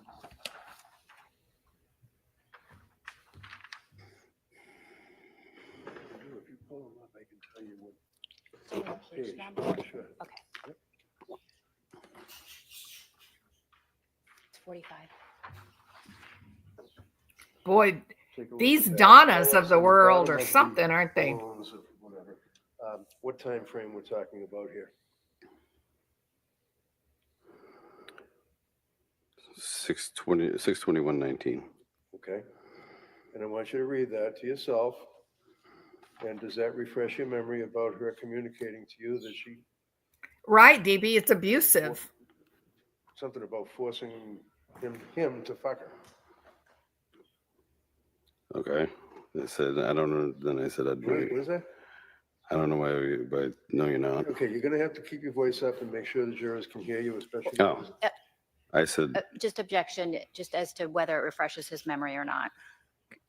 So ask him again if it refreshes his memory, I'll Mr. ask you Reddington. again, does that refresh your memory, sir? well, I mean, reading it, I guess it does, but I don't remember the conversation, just what I see now. Okay, so your memory, by looking at that document, is not refreshed, but you do agree that that document shows text communication between her phone and your phone, right? Yep. Yes? Yep, it shows me Okay. that. So you're on a not as refreshing recollection, but he's obviously adopted the document. Objection, Sustained. So. No, mark it for ID. You can mark it for ID. You can mark it for identification.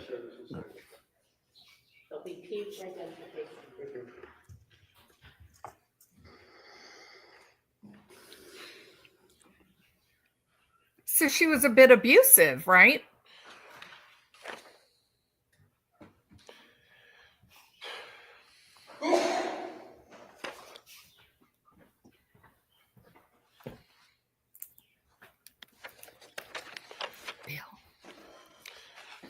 Do you remember in the end of June, June 28th to be specific, page 60, on your phone, 4714 and 9407 between Ms. McLean and yourself, that she was asking you about whether or not you were with Donna. You indicated that Donna was leaving for Vermont, things of that nature, and then you inquired as to whether you were invited over. It inquires if I was invited over. Yeah.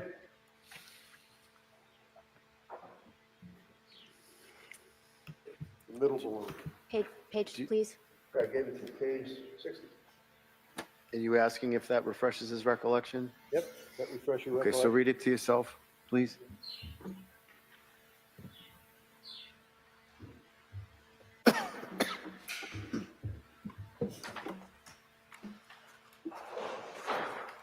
Oh, he doesn't look happy about that, does he? So, does that refresh your recollection? Yes. Okay. And then your recollection refresh would be what? You asked her what? Objection, What? objection. Okay, overruled. He may answer it. He may answer it. Just ask it again, Mr. Reddington, please. Does that refresh your memory as to what you indicated to her, what you said to her? When I was coming over. Yeah. Okay, when are you inviting me over? Yeah. Okay. Just so I can understand, he's always going to be excluded? If you want to mark that for ID, you may. Can y'all hear that? It's a little bit low. If you want me to turn it up louder, So that put would a refresh your memory put as a to one. the fact that there was a conversation at the end of June 2019. And again, Harry wasn't part of that conversation, was he? He was not in the text. Well. And you knew that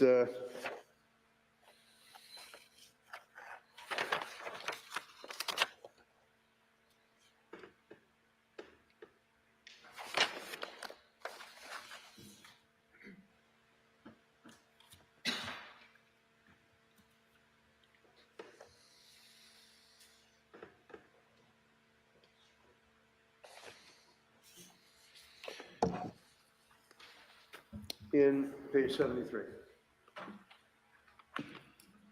And I can get the plastic sleeves, but, well, if they're an idea, it doesn't matter. Do you recall, sir, at the very end of June 2019, having a text conversation with Ms. McLean, again, in June, wherein she described in graphic detail 3 hours fucking every way, describing what they did. You remember that? No, I don't remember She that. ever tell you things like that? Do you remember? Yeah, I mean, she jokingly said things to us. What? She would just say things in front of us, I guess. In front of us. Okay, who's us? I mean, friends. Friends. Yeah. What friends? These are texts between you and her, right? Well, okay. This is not, Her phone, right? Yeah. he Didn't have is, friends involved in that turn it text, up. right? That's what No. I thought. It's pretty You certainly low. weren't sitting with friends with Katie and making a joke about what she described for you, right? Okay, I'm turning it up, y'all.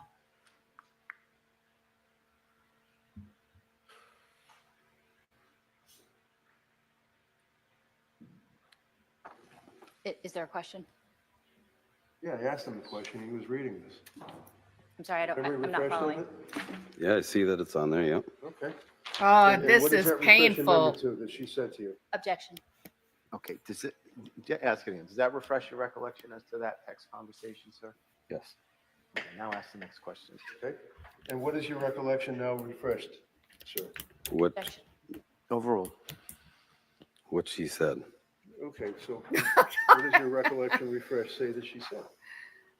He I says, literally just spent 3 You have to hours. slow down. Make sure the jurors can hear you, sir. I literally just spent 3 hours fucking him every way. His favorite too. He came twice, held me, telling me he loves me and not I'm to. sorry, what was that? The last thing you just said? Telling me he loves me and not to leave. This is like a soap opera. Okay. And oh, she wanted out of the relationship with Dr. Tuerk. She must have been with him. Yuck. Oh, that's, ugh. Terrible. You were a part of it, buddy. You guys were ruining do you him. recall in the middle of July, well, July 10th, specifically, page 105, do you recall a text where you texted her at 4:30 in the afternoon and asked her to call you, and she said, yes, let me go outside? Do you remember that? I don't Yeah, remember they- it specifically now. They were Okay, having so an affair. It was like a. It wasn't late swinging. at night or anything. If Harry was home in the house and you called her, there were occasions that she would say, let me go outside. Own it, buddy. No, I don't recall if Harry was home or not. Okay. but You were big enough to do it. You better own it now. Call me and she'd say, yeah, let me go outside. Out of the house, right? I guess so, yes. Okay, I'm sure you don't guess. Page. Your balloon.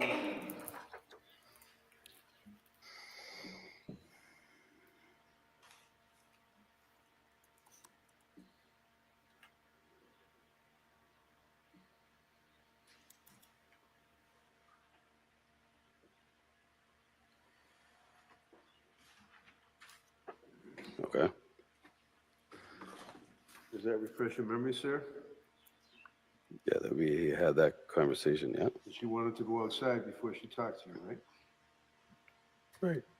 Right. Okay. Black Friday. Ask for identification.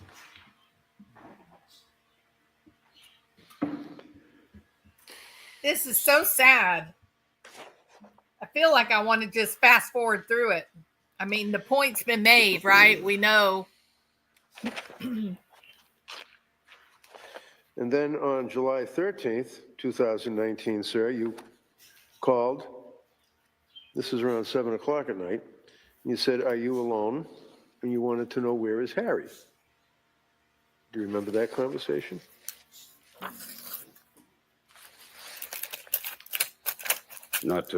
towards what it was about. I have no idea. Okay. Yeah, but you knew y'all were having an affair, buddy. Did you want to go over and hang out with Harry?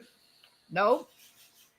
All the time I went there, I wanted to hang out with both. Why didn't you call him? You guys are bros, you know? We weren't bros. No? But well, you're a lot of calling him time brother? I talked to her. I talked to her because of the Reiki session. And she also has a kid. The what? The Reiki session? Yeah. Where I got warm and tingly. Yeah, but it was really important to me because it was my mother that died when I was 22. Objection as to form. Sustained. I'm telling you why I called her is because I wanted to talk about. Sir, you need to wait for the objection. It's Sorry. sustained. Rephrase the question, please. When was the Reiki session? I don't remember when it was. It was before. I suggest to you, sir, that out of the hundreds of text messages between 2019 and 2020, you didn't talk once to her about Reiki on a text. What are you telling this jury? What about Reiki? What am I telling? What? The You just said to jury. me it was about Reiki sessions. No, I said that I talked to her about Reiki sessions. Yeah, okay. In text? No, by phone. Oh, by phone. Okay, well, let's stay with the text. Don't lie, y'all. People that lie, She they would just tell look you silly. on a number of occasions that she was either drunk or wasted or trashed, were the expressions. Is that correct? Objection. Sustained. Next question. Do you recall on July 20th of 2019, she indicated that she was drunk and you wanted to know if she was going to still be awake? Objection. No, overruled. That may stand. You can answer that, sir. I'm sorry. David, Curt, you're going to have to take a deep breath and just spit it out because everybody knows already just by how nervous you are. And Donna is probably already packing her bags right now. Okay. So that's just how it is. Yeah. Yeah, as to what? That I. I'm a snake. Okay, so she's told you on a text that she was literally drunk, right? Yeah. And your response was, oh, good, you're going to still be awake, right? Yeah, I guess. Were you going to talk about Reiki if she was still awake? Maybe, yeah. How about Harry? Did you call him or say, hey, I'm coming over to talk about Reiki with your drunk? Well, I'm sure that she would tell him that I was going to come over and talk to her about Reiki. Oh, Curt, spoken like a true cheater. Damn, buddy.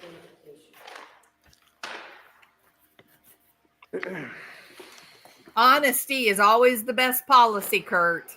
Didn't your mama teach you that? Did you ever, to your knowledge, sir, have occasion to reach out to Harry's then girlfriend close to the August marriage date? About the what? Ask her, do you recall reaching out to her at the end of July, close to the alleged marriage date? You knew that they were serious, right? Yeah. Yeah? Yes. Okay. Do you recall at that time frame, sir, reaching out to her and asking her what she was wearing? For the wedding? No, what she was wearing.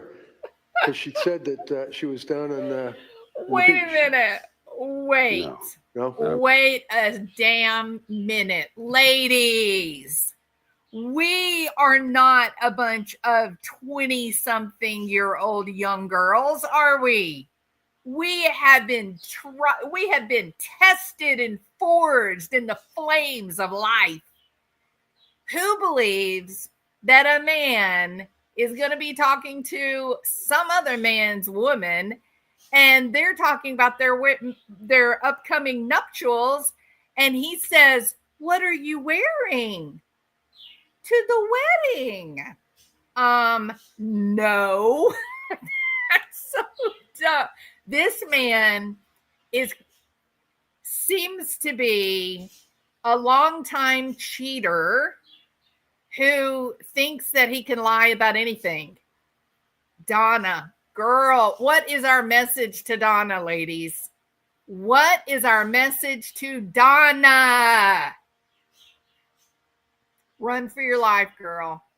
make a recording of this, go to the best divorce attorney in town, and get half of everything.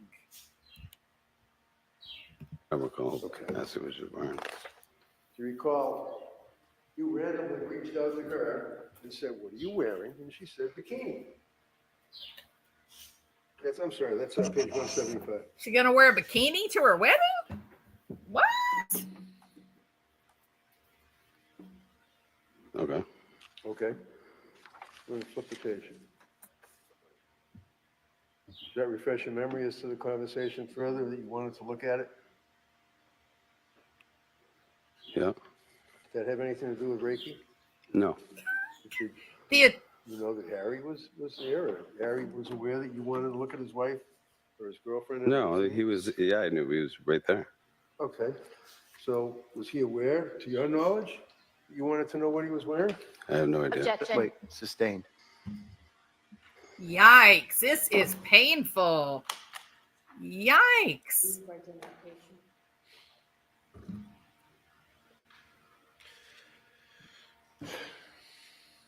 And then on August 12th, sir, of 2019, and I'll ask you again, do you recall her calling or texting you and complaining that he had canceled the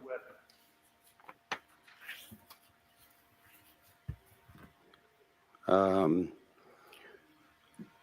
They canceled it more than once, if I remember. So I don't know that date, but I'm asking you, sir, if you recall. I guess that was one of them, yeah. Right. Do you recall or indicating, sir, refresh your memory, page 179 and 180. On vacation, she was on the beach. You remember that conversation, and she told you about the wedding.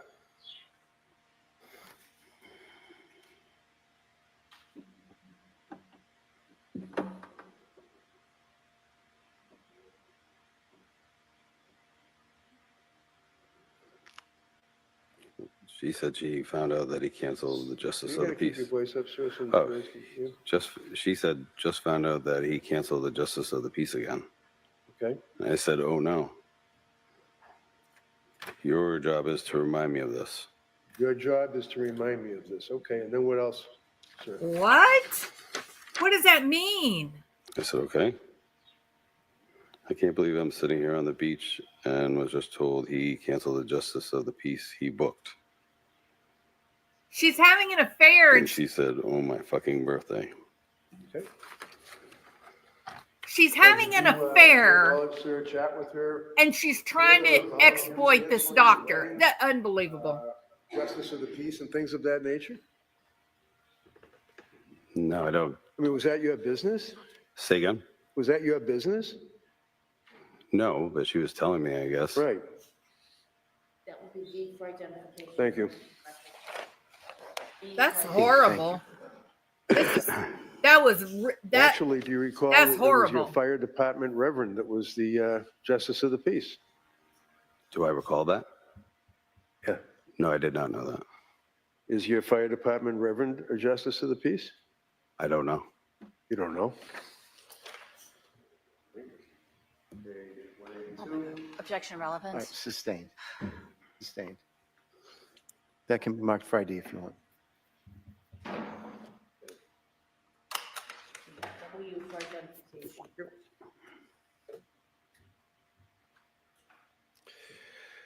Now, sir, as time goes on,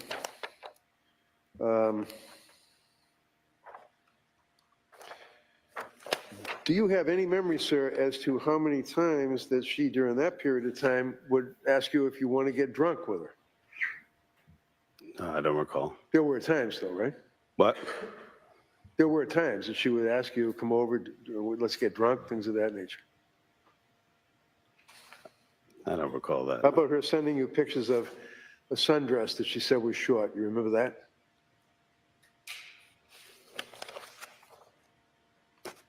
Yeah, it was. I think it was a wedding dress or something cut up.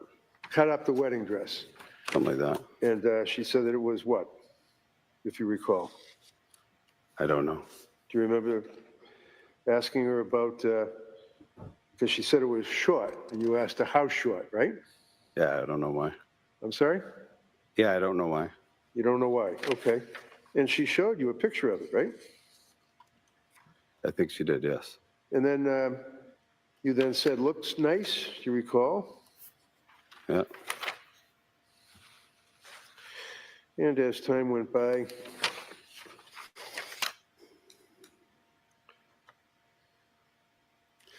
do you recall in August 25 of 2019, getting a text about her being angry with him?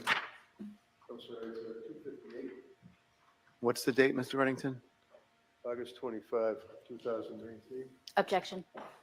Just form of the question. There's no statement that. I'll rephrase the question. I'm going to show you your balloons and her balloons, August 25 of 19. Ask if that refreshes your memory as to her state of mind and her confiding in you. Objection.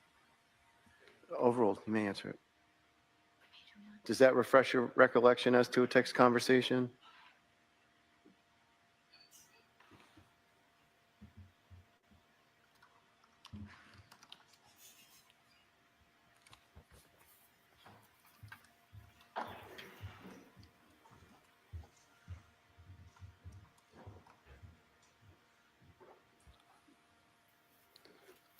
Yes. I think we better approach, Your Honor. Okay, we'll approach. If you want to stand, by all means. This is pretty crazy, isn't it? What do you think? Let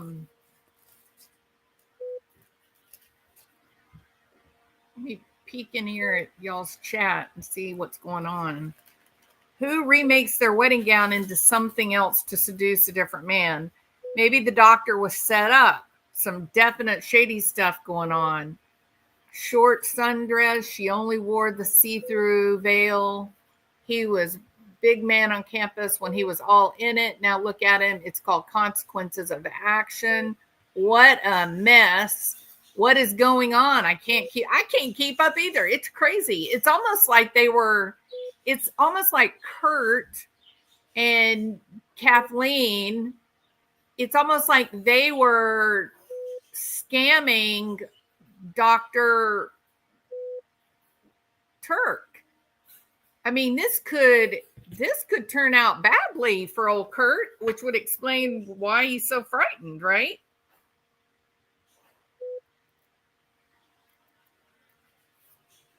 It's amazing.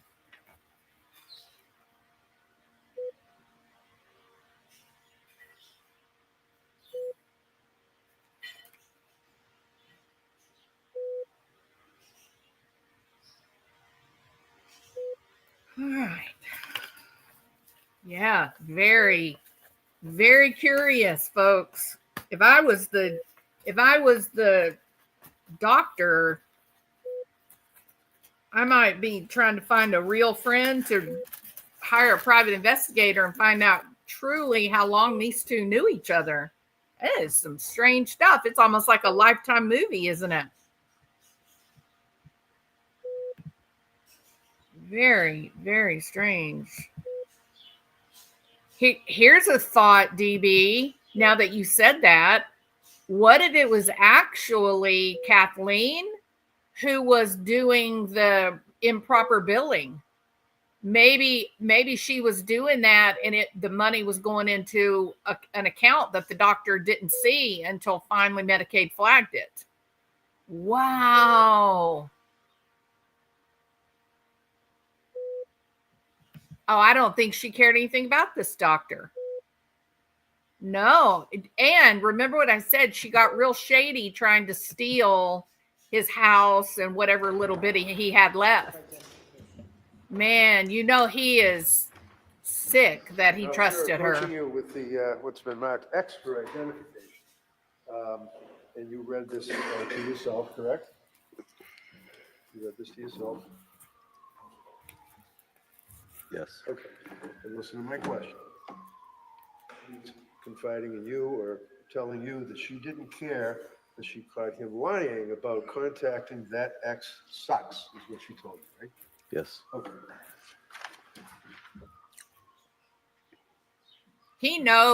He knows the gig is up. You're done, Curt. You're toast, buddy. Donna is packing her bags right now. And I wonder what your kids are thinking.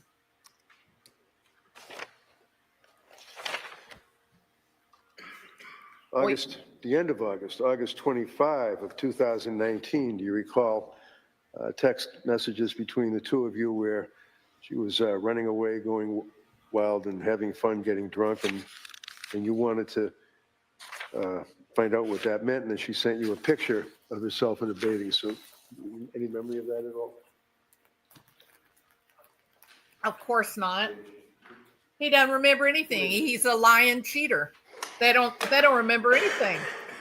They had never done anything bad. Take a look at that too. So. Donna, I didn't do those things. That was just the defense. Oh, he lied about me. My brother, Ingolf, he lied about me. That's the conversation they're having when they get home tonight. You recall that in the course of that text message that she sent you a photograph of herself in a bathing suit? Yes. Okay. Was Harry involved in that conversation? Nope. Not on that text. No, Harry didn't know anything about what y'all were doing. Say again? Was she there when she was texting you? Was he there? Yeah. I don't know, I guess. In other words, did you know, or do you acknowledge in your discussions, texting with Katie McLean, that her boyfriend, and that she's living with him, was there while you were texting, and she sending you pictures of herself? I don't know if he was there or saw it. I have no idea. Did you ever talk to Harry about, hey, she's looking pretty good? I've seen some pictures of her in a bikini or in the short skirt. No. Jerk. Loser. Oh, what are you wearing to the wedding? What will you be wearing to the wedding? Please. Would you agree, sir, that at the end of September in 2019, you had met up with her? This would be page 323. And she conveyed to you the fact that she was so effing trashed, she doesn't remember. She sounds like a peach, doesn't she? No. Objection. Sustained. Sustained. Well, I'd like to have that marked for identification. And obviously, Your Honor, I have a standing objection to the rule. Okay, right? marked for ID. Thank you. Z for identification.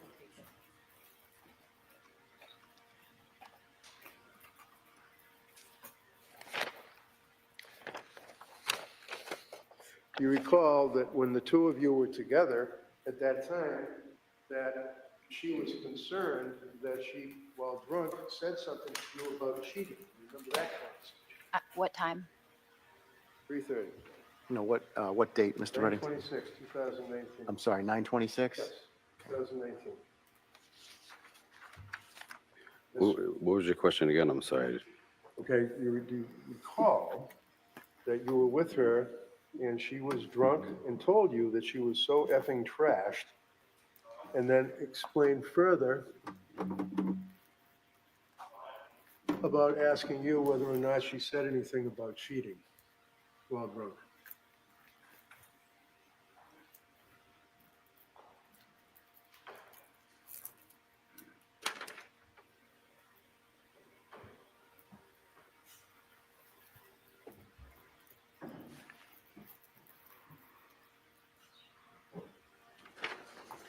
What a mess, See that y'all. text, but I don't know what it refers to.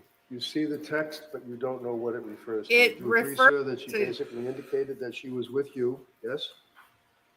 No, I don't think she was with me. We were texting. Okay.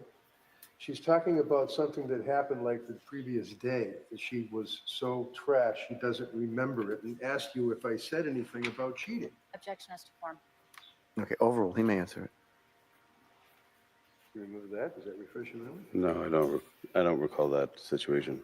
Okay. And then you responded to the text about the cheating, I know, and then you indicated, does he know where you were? I know, but I don't think it was with me. So your memory is refreshed. You're texting with her about being with her that she was so trashed, and asks you whether she said anything about cheating, and then indicates that, and you then respond, does he know where you were? Ooh. Yeah, but I don't recall the situation. Yikes, You Curt. must have a memory of if you guys were in the car. Or Come on, Curt. You know you were I don't cheating. recall. One second. You Sustain know next where question. you were, what you were doing, buddy. You were doing the little freaky Double deaky A. with the drunk lady. Do you recall the end of September, September 29th, 2019, that she called you and asked if you can talk? You said by phone, and she indicated Harry's leaving in 20 minutes. Oh my gosh. Why Does that does refresh your Suzanne memory and Barry at all, sir? Morphew keep popping up in this case? So I mean, it's on there. I don't know what it was referred to. So true, Star. September 29th, sir, So of true. 2019. Do you recall, after she inquired as to whether you could, this is 364, that you could, whether you could talk, and you indicated by phone, right? I guess so, yeah. Okay. And she then went to describe fucking and indicated that boundaries were set and he broke them. Objection. May we approach? Yes.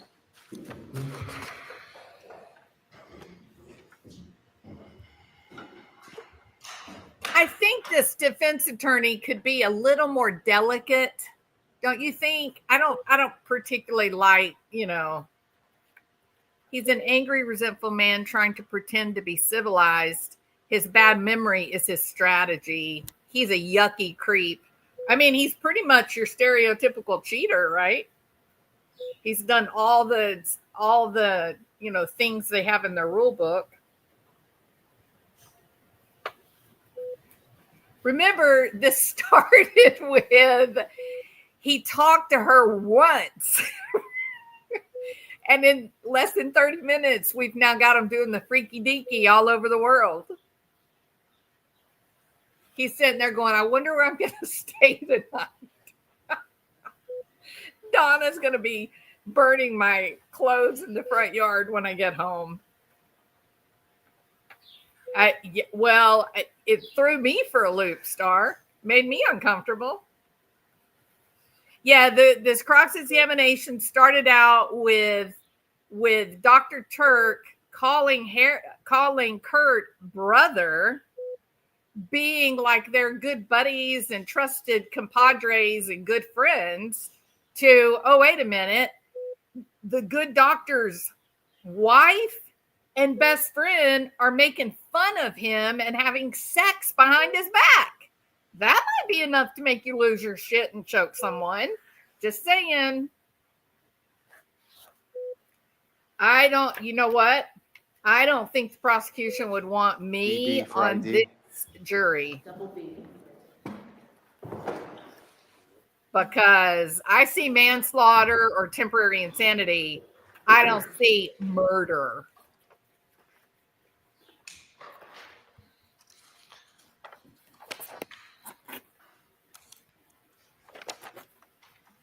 It's really heartbreaking, isn't it? It's really sad what that doctor was put through.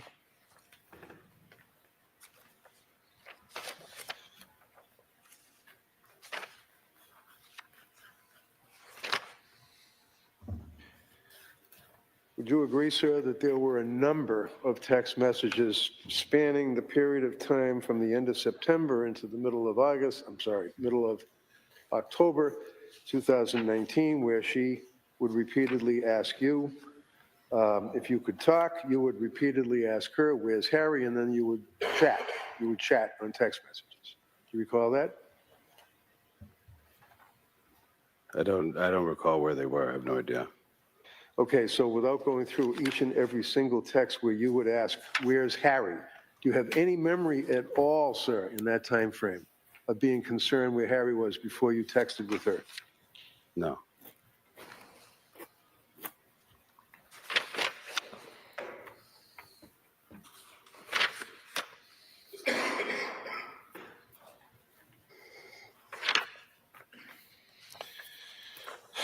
In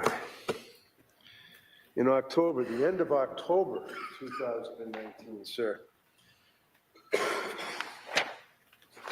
Do you recall where she indicated, again, that he was at a restaurant in Boston?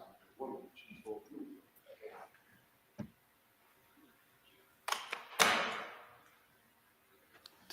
Did I recall that he was at a restaurant? Yeah, she told you that she was at a restaurant in Boston, and that he was at a restaurant in Boston with the woman I caught him with. You then said, please call me. Mr. Redding, could we have a page? Sorry, what page is it? 413 and 20. So focus on 413. Again? Let's focus on 413. Does that refresh your memory? That. Guess I'm going to lose it on him, that list. Oh, yes, I'm going to lose it on him, that list. He was at a restaurant with a Boston woman I caught him with. I mean, So you recall that, right? well, now that I'm seeing it, yep. All right.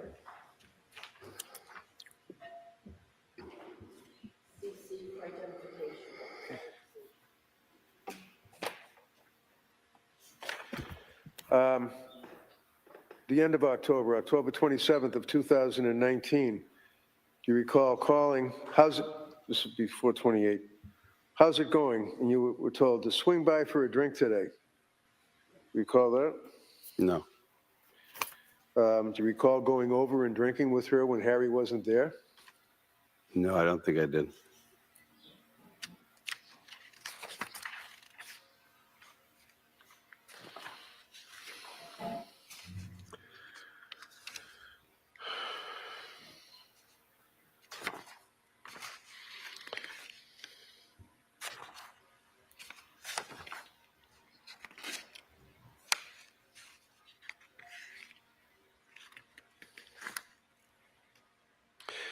Do you recall, this should be page 376. Oh, wait a minute.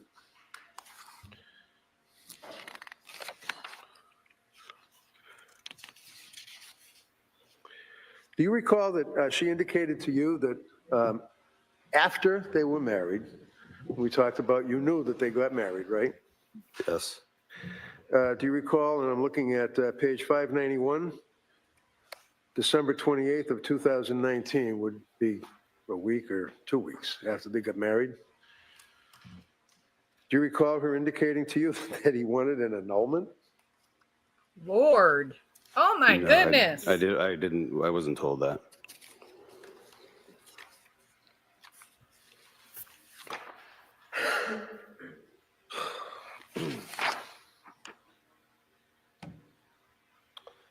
So again, looking at page 591, her phone ending 9407, yours ending in 4714.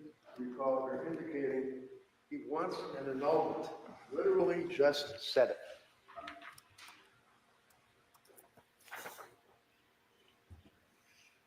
It's like 2 weeks after they get married.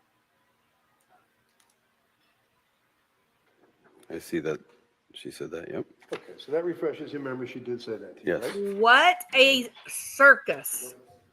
You knew, sir, you knew that they had basically been together for other than the 2 years after she met him and moved into his house after 5 months, that they got married in December, and she's telling you that he wanted an annulment like 2 weeks after the wedding, right?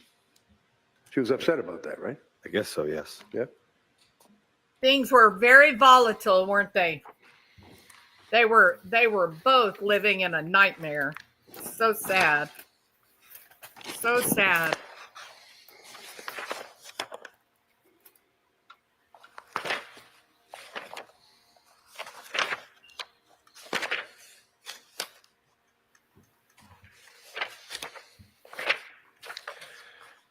Do you recall on February 22nd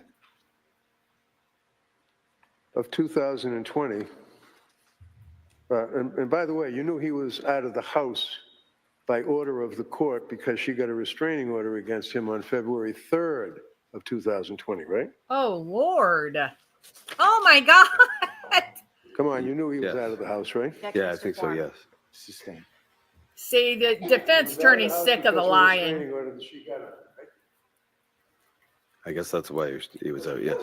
Objection. May he finish his answers, please? You have to ask it again, Mr. Remington. Sure, she told me that, right? Told me that he asked her, that she asked her. I'm sorry, say again. He's so nervous. On February 3rd, at the beginning of the month of February, she got a restraining order and Harry was thrown out of his house, right? I know that it happened, but I don't recall how But do you recall texting him and asking him how he's doing? He said, I got thrown out of my house? Yeah, when he was in Florida? Well, that was after he had nowhere to stay. You knew that, right? Yeah. And he was asking people if he could stay with them and was scared because of the pandemic, right? Right. And was saying that he needed shelter, correct? Yes. He was reaching out to various friends or acquaintances, right? Yes. And that would be including you, right? Yes.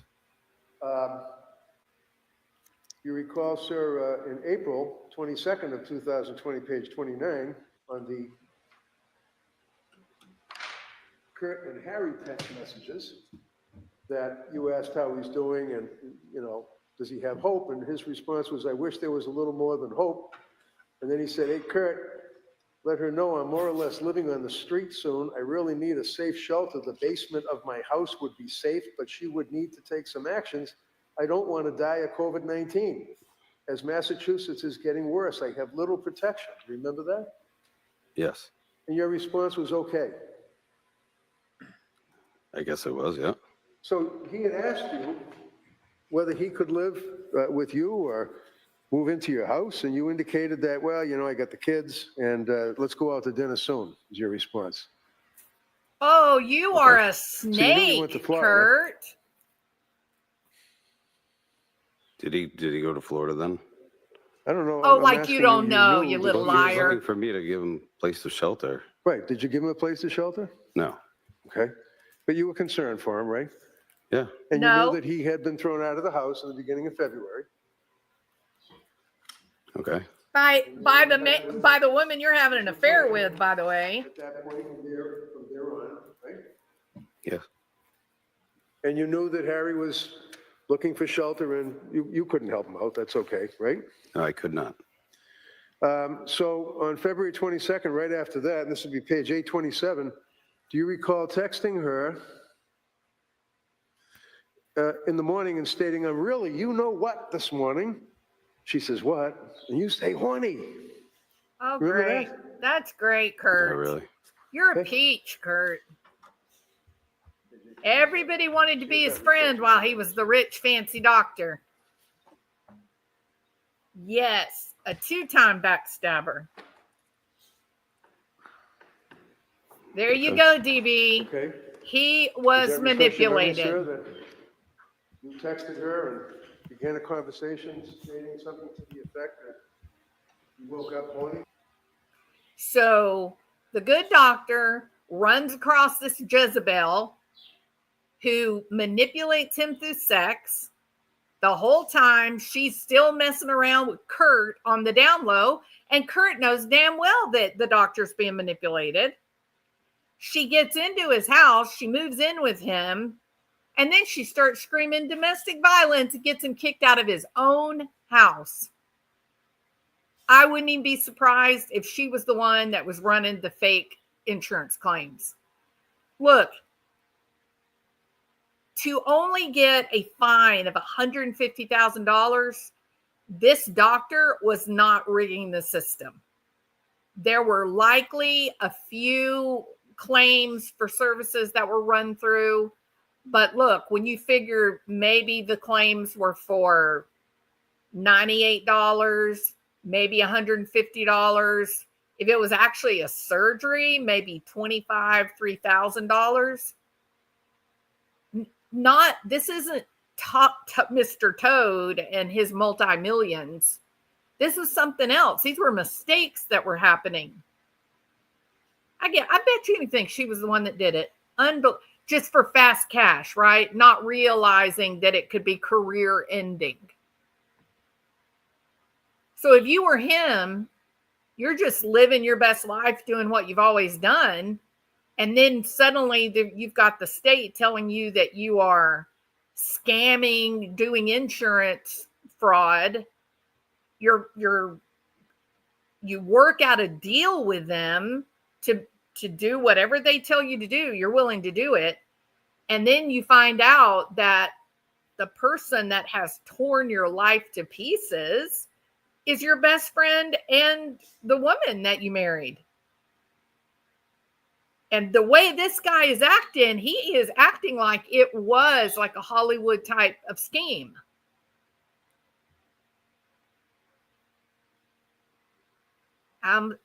That prosecution would not want me on the jury. Basically. Yeah, it was just joking. It was just joking around. Are you joking around? Yeah, Where was Harry when you were doing that, joking around? Huh? Where was Harry when you were joking around with that? I don't know. He was in Florida. Objection form. Sustain. You knew he was thrown out of the house. This is February 22nd. Incredible. This is incredible. All right, why don't we take, let's break for the day. Curt, you are a snake. Oh my God, Sir, you may step DB. How in this is, wow.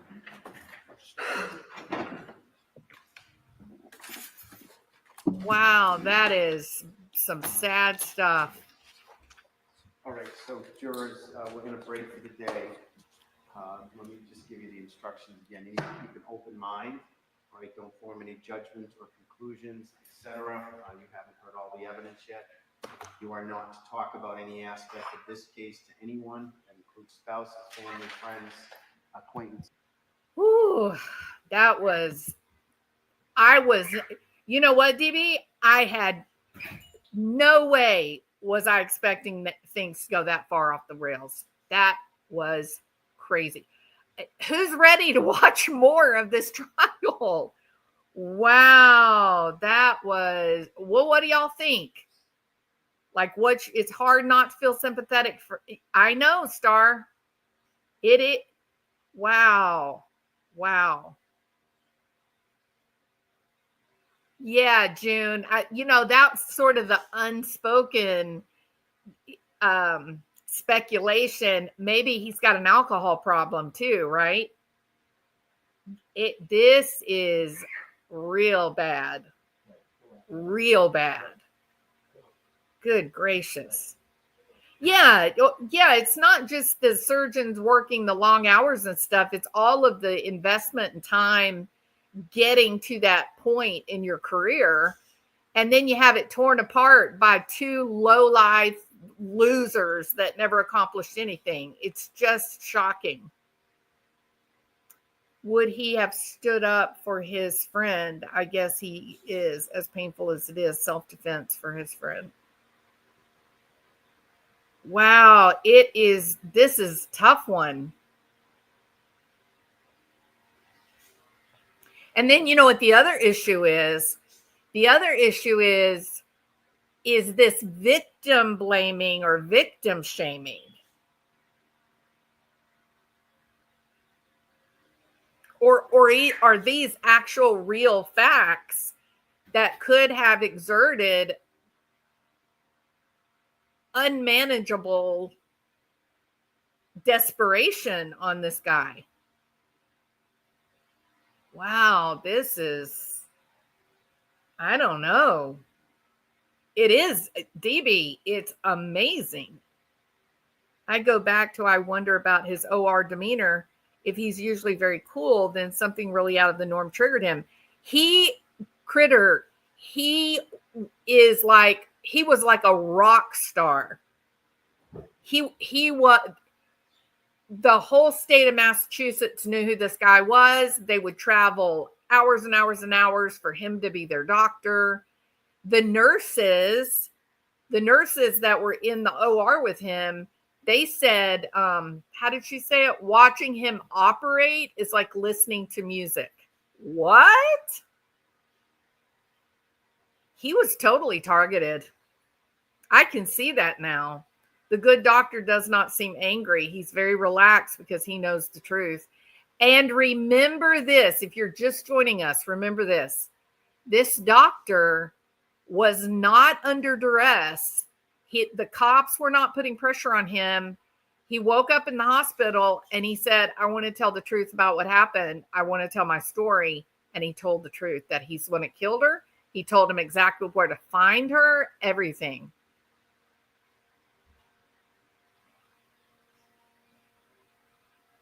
Oh, me neither, Star Child. I just can't even imagine. No. I mean, they ruined him. Their little scheme for her to get a few dollars in her pocket, get the man's house, steal it from him, basically. He's ruined.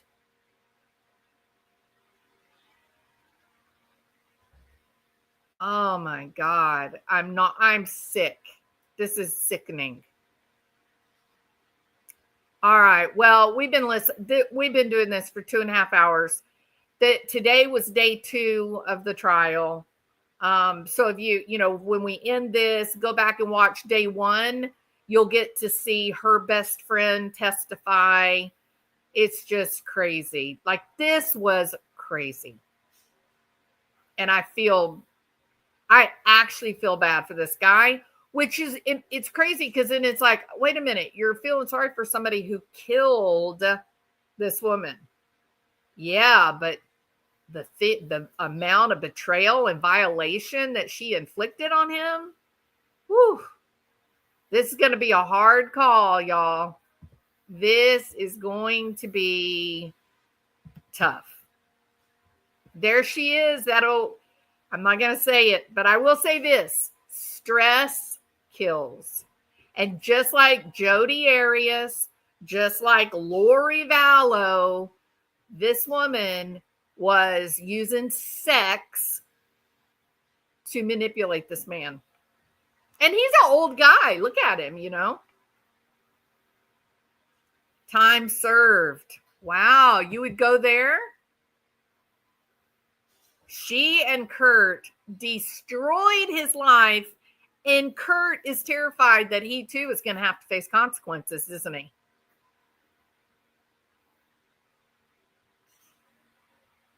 Oh my goodness.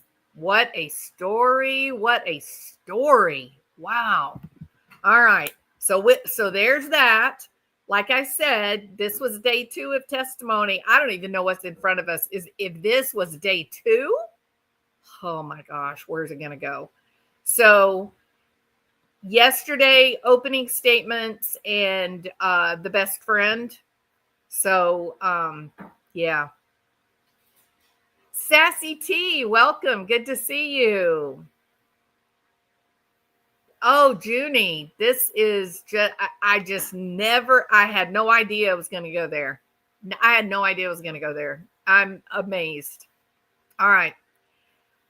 Well, these are the types of things. This is why we listen to true crime, isn't it? It's totally the reason that we all got locked into this true crime hellhole, is because of the shock of how horrible people can treat others. It's unbelievable. All right. Well, y'all go back and listen to opening statements in day 1. If you're gonna ride this whole trial all the way to the end, I'm invested. I'm invested. All right. See you guys later. Bye.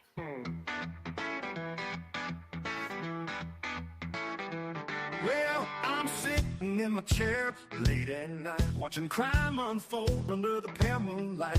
From the darkest corners, stories unfold. True crime jewels, she's brash and she is bold. On the YouTube screen, we're digging deep into the mysteries that never sleep. From missing kids in Tennessee to angry husbands named Barry. True crime's calling and we're taking the time. So grab a seat, don't miss a beat. This true crime jewels got what you need. From missing people to twisted minds, we're unraveling secrets old buried, tried to hide. Every clue, every twist and turn. In the world of crime, there's always more to learn. On the YouTube screen, we're digging deep into the mysteries that never sleep.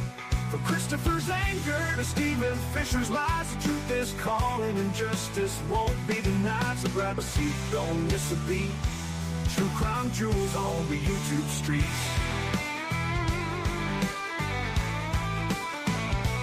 Lights are low, suspense is high. We're chasing truth, we spot every lie.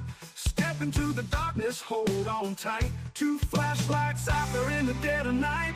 On the YouTube screen, we're digging deep. Barry Morphew's case is high. A boy in Tennessee won't be left behind. From the coldest cases to the ones that shine, true crime's calling and we're taking the time. So grab a seat, don't miss a beat.